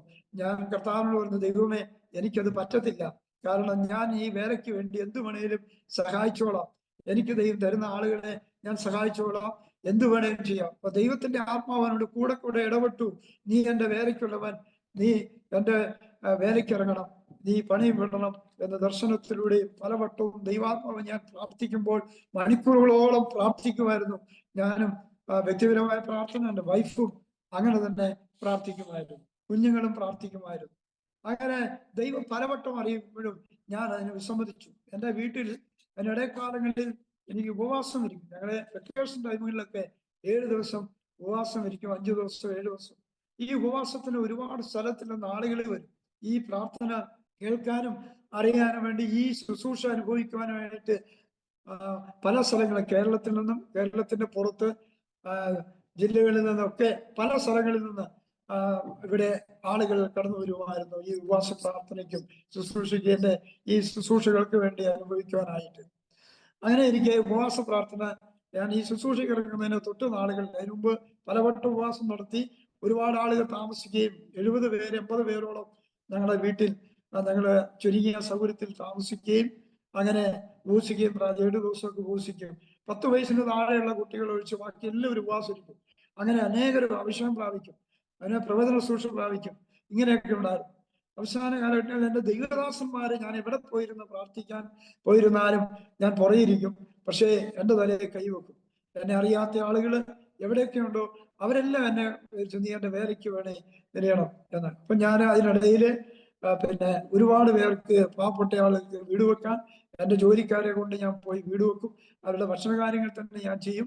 ഞാനിരുന്ന് പ്രാർത്ഥിക്കുമ്പോൾ ദുഃഖം അനുഭവിക്കുന്ന, കഷ്ടം അനുഭവിക്കുന്ന ദൈവദാസന്മാരെ ഞാൻ എന്ത് ചെയ്യും, സഹായിക്കാൻ വേണ്ടി അവരെ ദൈവം കാണിച്ചു തരും. അവർക്ക് വേണ്ടി അവിടെ സഭകളിൽ ഞാൻ അവർക്ക് വേണ്ടി എത്തിച്ചു കൊടുക്കും. അതുപോലെ ഇങ്ങനെയുള്ള കൺവെൻഷനുകളിലൊക്കെ ഞാൻ എന്നെ കൊണ്ട് കഴിയാവുന്ന പരമാവധി എല്ലാ കാര്യങ്ങളിലും സഹായിക്കുകയും സഹകരിക്കുകയും ചെയ്തുകൊണ്ടിരുന്നു. പക്ഷേ അതുപോലെ സുവിശേഷം അറിയിക്കാൻ ഞാൻ മറ്റുള്ളവരെ സമയം കണ്ടെത്തും, ഇതൊക്കെ പോകും. പക്ഷേ ദൈവം അതിനൊന്നും അല്ലായിരുന്നു ദൈവത്തിന്റെ ഉദ്ദേശം. അങ്ങനെ സ്നാനം കഴിഞ്ഞതിന് ശേഷമായി ഇങ്ങനെ 2000 സ്നാനം കഴിഞ്ഞു. അതിനുശേഷം 2002 ഈ അനുഭവം ഉണ്ടാകുന്നത്. വീട്ടിലേക്ക് ഒരു ഉപവാസ പ്രാർത്ഥന ക്രമീകരിച്ചു. അപ്പോൾ ഞങ്ങൾക്ക് ജനം കടന്നു വരുമ്പോൾ താമസിക്കുന്നവർക്ക് ലേഡീസിനും ജെന്റ്സിനും പ്രത്യേകമായ ബാത്റൂമുകൾ സെറ്റ് ചെയ്യണമായിരുന്നു. അപ്പോൾ ഞാൻ 2 ബാത്റൂം കുറവായതുകൊണ്ട് ജോലിക്കാരെ വെച്ച് അത് ചെയ്തു. പ്രേയറിന്റെ സമയമായി, അടുക്ക ഉപവാസ പ്രാർത്ഥന ടൈം ആയപ്പോഴും പണി തീരാതെ വന്നപ്പോൾ 3 ദിവസം മുമ്പ് ഞാനും കൂടി ജോലി ചെയ്യാമെന്ന് പറഞ്ഞ് രാത്രിയിൽ നൈറ്റ് വർക്ക് എടുക്കാൻ ഞാൻ ആ ബാത്റൂമിന് പണിയെടുക്കാനായി കയറി. അപ്പോൾ വെളിച്ചമില്ലാത്തത് കൊണ്ട് ഞാൻ പറഞ്ഞ് എൻ്റെ ഹെൽപ്പറോട് പറഞ്ഞ്, മോനെ നീ ഒരു ലൈറ്റ് ആ ജനലിന്റെ റെഗുലേഷനിൽ കൂടെ ഒന്ന് പുറത്ത് കൊണ്ടുപോകാൻ, ഞാനും കൂടെ ചെയ്ത. അന്ന് ജോലി ചെയ്തുകൊണ്ടിരുന്ന ഒരു അപ്പച്ചനുണ്ടായിരുന്നു. അദ്ദേഹവും മരിച്ചുപോയി. എൻ്റെ കൂടെ സ്ഥിരമായിട്ട് ജോലി ചെയ്തുകൊണ്ടിരുന്ന ആളായിരുന്നു. എൻ്റെ ആത്മാർത്ഥമായി എന്നെ സഹകരിച്ചുകൊണ്ടിരുന്ന ഒരാളാണ്. അപ്പൊ അദ്ദേഹത്തെയാണ് വീട്ടിലെ ജോലി ചെയ്യിപ്പിച്ചത്. അപ്പം അന്ന് ഈ ബൾബ് ഞാൻ മേടിച്ചതായിട്ട് എനിക്ക് ഓർമ്മയുള്ളൂ. കാരണം എൻ്റെ കയ്യിൽ അതിൽ ഷോർട്ട് ഉണ്ടായിരുന്നു വയറിന്. ഞാൻ അടിയിലെ ചില നനവൊക്കെ ഉള്ളതായതുകൊണ്ട് ഞാൻ ആ ഷോട്ടില് ഇവരപ്പുറത്ത് എന്നെ കണ്ടപ്പോൾ ഞാനിത് പണിക്ക് കയറിയപ്പോൾ ഈ അപ്പച്ചൻ പുറത്തേക്ക് എന്തോ ആവശ്യത്തിന് വേണ്ടി പുറത്തേക്ക് പോയിരുന്നു. ഞാൻ ഈ ലൈറ്റ് മേടിച്ച് ഓർമ്മയുള്ളൂ. എത്ര മിനിറ്റോളം ഞാൻ ആ ഷോക്ക് അടിച്ച് അവിടെ നിന്നു എന്ന് എനിക്ക് അറിയത്തില്ല. എനിക്ക് തോന്നുന്നു ഒരു 5-8 മിനിറ്റോളം ഞാൻ ഷോക്ക് അടിച്ച് അവിടെ നിന്നു. എനിക്ക് സംസാരിക്കാൻ പറ്റുന്നില്ല. ഞാൻ ഓർത്തു മരിച്ചു എന്ന് എനിക്ക് നല്ല ബോധ്യമുണ്ട്, ഉള്ളിൽ ബോധ്യമുണ്ട്. എനിക്ക് ആരെയും വിളിക്കാനോ പോകാനോ പറ്റുന്നില്ല. അന്ന് മക്കളൊക്കെ അല്പം ചെറുതാണ്. വൈഫ് കുഞ്ഞുങ്ങളെ കുളിപ്പിക്കാനൊക്കെ ഉള്ളത് അപ്പുറത്തെ സൈഡിലായിരുന്നു. ഈ അപ്പച്ചന് എന്തോ സംശയം തോന്നി. ഇദ്ദേഹം ഞാൻ അകത്ത് കയറിയിട്ട് കാണുന്നില്ലല്ലോ എന്ന് ഓർത്ത് ഇദ്ദേഹം എന്നെ കാണാനായി വേഗം ഈ റൂമിലേക്ക് നോക്കുമ്പോൾ ഞാൻ ഷോക്ക് അടിച്ച് നിൽക്കുന്നതായിട്ട് അദ്ദേഹത്തിന് ബോധ്യപ്പെട്ടു. അപ്പൊ എനിക്കറിയാം ഇദ്ദേഹം പോയിട്ട് തിരിച്ചു പോകുമ്പോൾ എനിക്കറിയാം ഇദ്ദേഹം പോയി, ഞാൻ ഇവിടെ മരിച്ചു പോവുകയുള്ളത് എൻ്റെ ഉള്ളിൽ ബോധ്യമുണ്ടായിരുന്നു. പക്ഷേ ഇദ്ദേഹം പോയി തൻ്റെ കയ്യിലുണ്ടായ ആയുധം ഒരു ഉമ്മാക്കത്തി എടുത്തുകൊണ്ട് വന്നിട്ട് അതുകൊണ്ട് ഈ വയറേറ്റ് വെട്ടി. അപ്പോൾ തന്നെ ഞാൻ മറിഞ്ഞു വീണു. അപ്പോൾ ഇദ്ദേഹം വിളിച്ചു കൂവി, എൻ്റെ വൈഫിനെ വിളിച്ച്, ലില്ലി ഓടിവാ, മാത്യു മരിച്ചുപോയി, ഓടിവാന്ന് പറഞ്ഞ് വിളിച്ചപ്പോഴൊക്കെ ഓടി വന്നു. എന്നെ ആ മുറിയിലേക്ക് മുടി കത്തിച്ചിട്ട ഒരു സ്മെല്ലായിരുന്നു. അദ്ദേഹം എന്നെ എടുത്തു ഈ എൻ്റെ ഫ്രണ്ടിലെ സിറ്റ് ഔട്ടിൽ കൊണ്ടുപോയിട്ട് ഇവരെല്ലാം കൂട്ടക്കരച്ചിൽ നടത്തി. നാട്ടുകാരെല്ലാം ഓടി വന്നു. എന്നാൽ ഇദ്ദേഹം എൻ്റെ ശരീരത്തിൽ ആകമാനം ഇടിച്ചു. എന്തോ ദൈവം അദ്ദേഹത്തിന്റെ ഉള്ളത്തിൽ പരിവർത്തിച്ചു. ദൈവം പ്രവർത്തിച്ചതാണ് അദ്ദേഹം അന്നേരം അത് ചെയ്യാനുള്ള കാരണം. ഞാൻ ഇന്നും അദ്ദേഹത്തെ ഓർക്കുന്നുണ്ട്. അദ്ദേഹം മരിച്ചുപോയി. എന്നാൽ ദൈവമായിട്ട് അദ്ദേഹത്തെ ഉപയോഗിച്ചു. അങ്ങനെ ഞാൻ ചാടി എഴുന്നേറ്റ് ശക്തി പ്രാപിച്ചു. എനിക്കൊരു കാര്യം അന്ന് മനസ്സിലായി. എൻ്റെ കയ്യിലുള്ള, എൻ്റെ ഹൃദയത്തിൽ, എൻ്റെ മനസ്സിലുണ്ടായിരുന്ന പിടിവാശിയും എൻ്റെ ആ ദൈവത്തോടുള്ള കുറെ ശാഠ്യകൂടെ ഉണ്ടായിരുന്നായിരിക്കും, അതെല്ലാം എന്നിൽ നിന്ന് മാറിയതായി. ഞാൻ ഒന്നുമല്ലാത്തവനായി, ഒരു പതിര് ഒരു കൊട്ട നിറയ്ക്കുന്ന പോലെ, അതുപോലെ ഒരു കനമില്ലാത്തവനായി തീർന്നു. എന്നിലുള്ള സകല കനങ്ങളും എന്നിൽ നിന്ന് വിട്ടുമാറി. ആ ഉപവാസം 3-4 ദിവസം കഴിഞ്ഞ് ഉപവാസ പ്രാർത്ഥനയ്ക്ക് വേണ്ടി വിളിച്ചു. ഞാനും അടൂരിൽ നിന്നൊക്കെ 1-2 ദൈവദാസന്മാരെ വിളിക്കുമായിരുന്നു. അവരൊക്കെ എന്നോട് സഹകരിക്കുന്നവരാണ്. അവരും വന്നിരുന്നു. പക്ഷേ ശുശ്രൂഷ മുഴുവനും എന്നിൽ കൂടെയായിരുന്നു ദൈവം നടത്തിക്കൊണ്ടിരുന്നത്. അന്ന് വന്നവരിൽ ഭൂതങ്ങൾ വിട്ടുപോവുക, രോഗികൾ അപ്പം തന്നെ സൗഖ്യം പ്രാപിച്ചു. എടുത്തുകൊണ്ട് വന്നിരുന്നവരൊക്കെ ദൈവം സൗഖ്യം പ്രാപിച്ചു. പാലക്കാട് നിന്ന് ഒരു ദൈവദാസൻ ഒരു മാനസിക രോഗിയായി കൊണ്ടുവന്ന്, വസ്ത്രം പോലും ശരിയായ രീതിയിലില്ല, മുടിയൊക്കെ വളർത്തി, മീശയും താടി വളർത്തിയ ഒരു മനുഷ്യനെ കൊണ്ടുവന്ന് അവിടെ ആ ഉപവാസ പ്രാർത്ഥനയിൽ 1-ാമത്തെ ദിവസം കഴിഞ്ഞ് അദ്ദേഹത്തിന് വേണ്ടി ദൈവം എന്നെ ഏൽപ്പിച്ചു. ഞാൻ പോയി പ്രാർത്ഥിച്ചു. അദ്ദേഹം അത്ഭുത വിടുതലായി. അദ്ദേഹം ആ ദിവസം തന്നെ, അന്ന് രാത്രിയായപ്പോൾ തന്നെ അദ്ദേഹത്തിന് സൗഖ്യമായി. അദ്ദേഹത്തിന് മുടി വെട്ടി, ഡ്രസ്സ് കൊടുത്തു. അങ്ങനെ ഒരുപാട് വിടുതലുകൾ നടന്നു. അത്ഭുതകരമായ വിടുതൽ. ഇത് മൊത്തം മറ്റേ ഇടങ്ങളിലേക്ക് അറിയുവാൻ ഇടയായി. അത്ഭുതകരമായ ശുശ്രൂഷകൾ വ്യാപിക്കാൻ തുടങ്ങി. ഇന്ത്യക്ക് വെളിയിൽ നിന്നും ഒക്കെ എന്നെ വിളിക്കാൻ തുടങ്ങി. അങ്ങനെ ഞാൻ ആ ശുശ്രൂഷയ്ക്ക് വേണ്ടി സമർപ്പിച്ചു. ആ ദൈവദാസന്മാര് എല്ലാവരും കൂടെ പ്രാർത്ഥിച്ചു. പിന്നെ അന്ന് മുതൽ ഞാൻ ജോലി വിട്ടു. അന്ന് വരെ ഉണ്ടായിരുന്ന ജോലികളൊക്കെ പൂർത്തീകരിക്കാൻ ഓരോ ജോലിക്കാരെ ഏൽപ്പിച്ചുകൊണ്ട് അവൻ പിന്നെ അതേവരെ ഉണ്ടായിരുന്നവരെല്ലാം ജോലിക്ക് ഓരോരുത്തരെ ഏൽപ്പിച്ചിട്ട് പിന്നെ എൻ്റെ കഴിവോ പ്രാപ്തിയോ എനിക്ക് ഒന്നും പറയാനില്ല. സ്വർഗത്തിലെ ദൈവം അവൻ അത്ഭുതകരമായിട്ടാണ് ഓരോ ശുശ്രൂഷകളും ദൈവം എന്നെ കൊണ്ട് ചെയ്തുകൊണ്ടിരുന്നത്. കർത്താവിനെ ഞാൻ മഹത്വപ്പെടുത്തി മണിക്കൂറുകളോളം പ്രാർത്ഥിക്കാനൊക്കെ അങ്ങനെ വീണ്ടും ആ സമയങ്ങൾ ചെലവിടുകയും ചെയ്തു. ആ ഉപവാസം കഴിഞ്ഞ് 1.5 മാസം 2 മാസത്തോളം ഞാൻ വീട്ടിലിരുന്ന് പ്രാർത്ഥന മാത്രമായി. ഒരു ജോലി സ്ഥലത്തേക്കും പോകാൻ എനിക്ക് കഴിയുന്നില്ല. അവരെയൊക്കെ പല രീതിയിൽ ഏൽപ്പിച്ചു. കിട്ടാനുള്ള പൈസയും എൻ്റെ മെറ്റീരിയലുകളൊക്കെ ഓരോരുത്തരെ ഏൽപ്പിച്ചു. അങ്ങനെ ആ വീട്ടിലിരുന്ന പ്രാർത്ഥനാ സമയം കഴിഞ്ഞു. ഒരു ദൈവദാസൻ എന്നെ ആദ്യമായ ഒരു പ്രാർത്ഥനയ്ക്ക് വിളിച്ചുകൊണ്ട് പോവാ കൊല്ലത്തേക്ക്. ആദ്യത്തെ മീറ്റിംഗ് ആണ്. 2002 ഡിസംബർ ആദ്യ ദിവസങ്ങളിൽ 21 ദിവസം ഉപവാസം ഇരിക്കുന്ന ഒരു സ്ഥലത്തേക്ക് ഒരു ദൈവദാസൻ എന്നെ വിളിച്ചുകൊണ്ട് പോയി. അവിടെ ചെന്ന് ഞാൻ നോക്കുമ്പോൾ അന്നത്തെ രീതികളിൽ ഉണ്ടായിരുന്ന ഒരു മലയുടെ മുകളിൽ ഒരു ഓല ഷെഡ് കെട്ടി അതിനകത്ത് നിറച്ച ആളുകളാണ്. അവര് അന്ന് 7 ദിവസമായി ഉപവാസം തുടങ്ങിയിട്ട് തുടർന്നുള്ള ദിവസങ്ങളിൽ ചില ദിവസങ്ങളിൽ വചനം സൂക്ഷിക്കാൻ എന്നെ കൊണ്ടുപോകുന്നത്. എനിക്ക് വചനത്തെ കുറിച്ച് വലിയ അറിവൊന്നുമില്ല. പക്ഷേ എന്നെ അയച്ചു. ഞാൻ പോയി ദൈവത്തോട് ചോദിക്കും. ദൈവം എന്നെ പറയും, ഒരു അടയാളം തരും. ഞാൻ അതിൽ കൂടെ അങ്ങനെ കടന്നു പോകും. അങ്ങനെയാണ് എൻ്റെ ശുശ്രൂഷ നടന്നുകൊണ്ടിരുന്നത്. അവിടെ ചെന്ന് ആദ്യത്തെ ദിവസം തന്നെ ആ മലയുടെ മുകളിൽ കയറിയപ്പോൾ എല്ലാവരും ഓരോ കുപ്പി വെള്ളം കൊണ്ടുവരും. ഞാൻ വെള്ളമൊന്നും കൊണ്ടുപോയില്ല. അവരിൽ കൂടെ ഇച്ചിരി വെള്ളം തന്ന് രാത്രി 7 മണി വരെയും അവിടെ പ്രാർത്ഥനയാണ്. അത് കഴിഞ്ഞിട്ടാണ് ഇറങ്ങി വരും. അങ്ങനെ വന്നു കഴിയുമ്പോൾ ആദ്യത്തെ ദിവസം തന്നെ ദൈവം എന്നെ ശുശ്രൂഷിക്കുകയും ഞാൻ എഴുന്നേൽക്കുമ്പോൾ ഒരു ആത്മീയ ഗാനം പാടുവാൻ പരിശുദ്ധാത്മാവ് എൻ്റെ ഹൃദയത്തിൽ തോന്നിച്ചു. ആ പാട്ടുപാടി എല്ലാവരും ഒന്ന് ആരാധിക്കാൻ എഴുന്നേക്കാൻ പറഞ്ഞ് എഴുന്നേറ്റ് നിന്ന് ആരാധിച്ച നിമിഷം തന്നെ അവൻ ഒരുപാട് ഭൂതശക്തികൾ വിട്ടുപോയി. ഒരു സ്ത്രീയിൽ നിന്ന് ഒരു ഭൂതമളി എൻ്റെ കാലിന്റെ ചുവട്ടിൽ വന്ന് വീണു. ഞാൻ പെട്ടെന്ന് കണ്ണു തുറന്ന് ഞെട്ടി നോക്കുമ്പോൾ ഒരു സ്ത്രീ എൻ്റെ കാലിന്റെ ചുവട്ടിൽ കിടക്കുന്നു. അന്ന് ബാക്കിയുള്ളവരെല്ലാം ആരാധിച്ചുകൊണ്ടിരിക്കുന്നു. പല വിധത്തില് അഭിഷേകത്തിന്റെ ശക്തി അവിടെ നിറയപ്പെടാനിടയായി. ഇപ്പൊ ഞാൻ ദൈവത്തോട് ചോദിച്ചു, ദൈവം എന്ത് ചെയ്യും? ദൈവാത്മാവിനോട് പറഞ്ഞു, നീ അവളുടെ മേൽ കൈവെക്കാൻ പറഞ്ഞു. കൈവച്ച് പ്രാർത്ഥിച്ചു. ആ സ്പീഡിൽ തന്നെ എഴുന്നേറ്റ് നിൽക്കുകയല്ല, അതേ സ്പീഡിൽ അവളെ പുറകോട്ട് പോയി അവിടെ മറിഞ്ഞു വീഴാനിടയായി. അങ്ങനെ അത്ഭുത വിടുതൽ 4 ദിവസം അവിടെ ഞാൻ ശുശ്രൂഷിപ്പാൻ കൃപ ചെയ്തു. ആ സഭയ്ക്ക് ഒരു വലിയൊരു മുതൽക്കൂട്ടായി തീരുവാൻ ദൈവം എന്നെ ഉപയോഗിച്ചു. ആ 4-ാം ദിവസം എന്നോട് പറഞ്ഞു, ഇനി നീ ഇവിടെ നിൽക്കണ്ട, പോകാൻ പറഞ്ഞു. ഞാൻ തിരുവനന്തപുരത്തേക്ക് പോയി 1.5 മാസത്തോളം 1 മാസത്തിലധികമായി അവിടെ ശുശ്രൂഷിച്ചു. ശുശ്രൂഷ കഴിഞ്ഞ് വീട്ടിൽ വരുമ്പോൾ അന്ന് ഈ 4 ദിവസം കഴിഞ്ഞ് ശുശ്രൂഷ കഴിഞ്ഞ് ഞാൻ പോകുമ്പോൾ അവിടുത്തെ ദൈവദാസന് എൻ്റെ കയ്യിൽ തരാൻ, അദ്ദേഹത്തിന്റെ കയ്യിൽ ഒരു പൈസ പോലും അദ്ദേഹത്തിന് തരാനില്ല. എനിക്കറിയാം, ഞാൻ ആരോടും മേടിക്കുകയല്ല, ഞാൻ പണിയെടുത്ത് കൊടുത്തോണ്ടിരുന്ന ആളായിരുന്നു. ഇദ്ദേഹം ഓടി വന്ന് എന്റെ പോക്കറ്റിൽ ഒരു 100 രൂപ പോക്കറ്റിൽ വെച്ചു. ഞാൻ പറഞ്ഞു, വേണ്ട മാസ്റ്ററെ എന്ന് പറഞ്ഞു. അദ്ദേഹത്തിന് തിരിച്ചു കൊടുത്തു. അദ്ദേഹം നിർബന്ധിച്ച് എന്റെ പോക്കറ്റിൽ വെപ്പിച്ചു. അങ്ങനെ തിരുവനന്തപുരത്ത് പോയിട്ട് അവൻ ഈ ആ മാസങ്ങളോളം, ആ 1.5 മാസത്തോളം ശുശ്രൂഷ കഴിഞ്ഞ് ഞാൻ മടങ്ങി വരുമ്പോൾ അവൻ എന്റെ തുച്ഛമായ വണ്ടിക്കൂലി കഴിഞ്ഞ് എന്റെ കയ്യിൽ ഞാൻ കൊണ്ടുപോയ പൈസ അല്ലാതെ 10-500 രൂപ എന്ന് എന്റെ കയ്യിലുണ്ട്. ഞാൻ ഓർക്കുകയത്, ഒരു ദിവസം ഞാൻ പണിയെടുത്താൽ എനിക്ക് കിട്ടും. അന്നത്തെ കാലഘട്ടങ്ങളിൽ ദാരിദ്ര്യകാലം കഴിഞ്ഞതിന് ശേഷം, ദൈവത്തെ അറിഞ്ഞതിന് ശേഷം ജോലി ചെയ്യുന്ന സമയത്ത് ഒരു ദിവസം എനിക്ക് 1000-1500 രൂപയോളം എന്റെ എല്ലാ ചെലവും കഴിഞ്ഞ് എനിക്ക് കിട്ടുമായിരുന്നു. ഈ ഒരു മാസം അപ്പുറം ആ ജോലി തിരിച്ചു വരും. പക്ഷെ എനിക്കൊരു സങ്കടവുമില്ല. ഞാൻ ദൈവത്തിൽ സമർപ്പിച്ചു പ്രാർത്ഥിക്കുവാൻ കർത്താവ് എനിക്ക് കൃപ ചെയ്തു. തുടർമാനം ഇന്ത്യയുടെ വിവിധമായ സ്ഥലങ്ങളിലേക്ക് ദൈവം എന്നെ ശുശ്രൂഷിക്കാൻ അയച്ചു. ഗുജറാത്ത്, UP, ഡൽഹി, ബോംബെ, അതുപോലെ കുവൈറ്റ്, ഇങ്ങനെയുള്ള അമേരിക്കയിൽ നിന്നൊക്കെ അനവധി ആളുകൾ എന്നെ വിളിക്കുകയും പ്രാർത്ഥിക്കുകയും ഞങ്ങളോടൊപ്പം ഒരുമിച്ച് ഉപസിച്ച് പ്രാർത്ഥിക്കാനായി അനവധി ആളുകൾ എന്റെ ഭവനത്തിലേക്ക് വരികയും ചെയ്തു.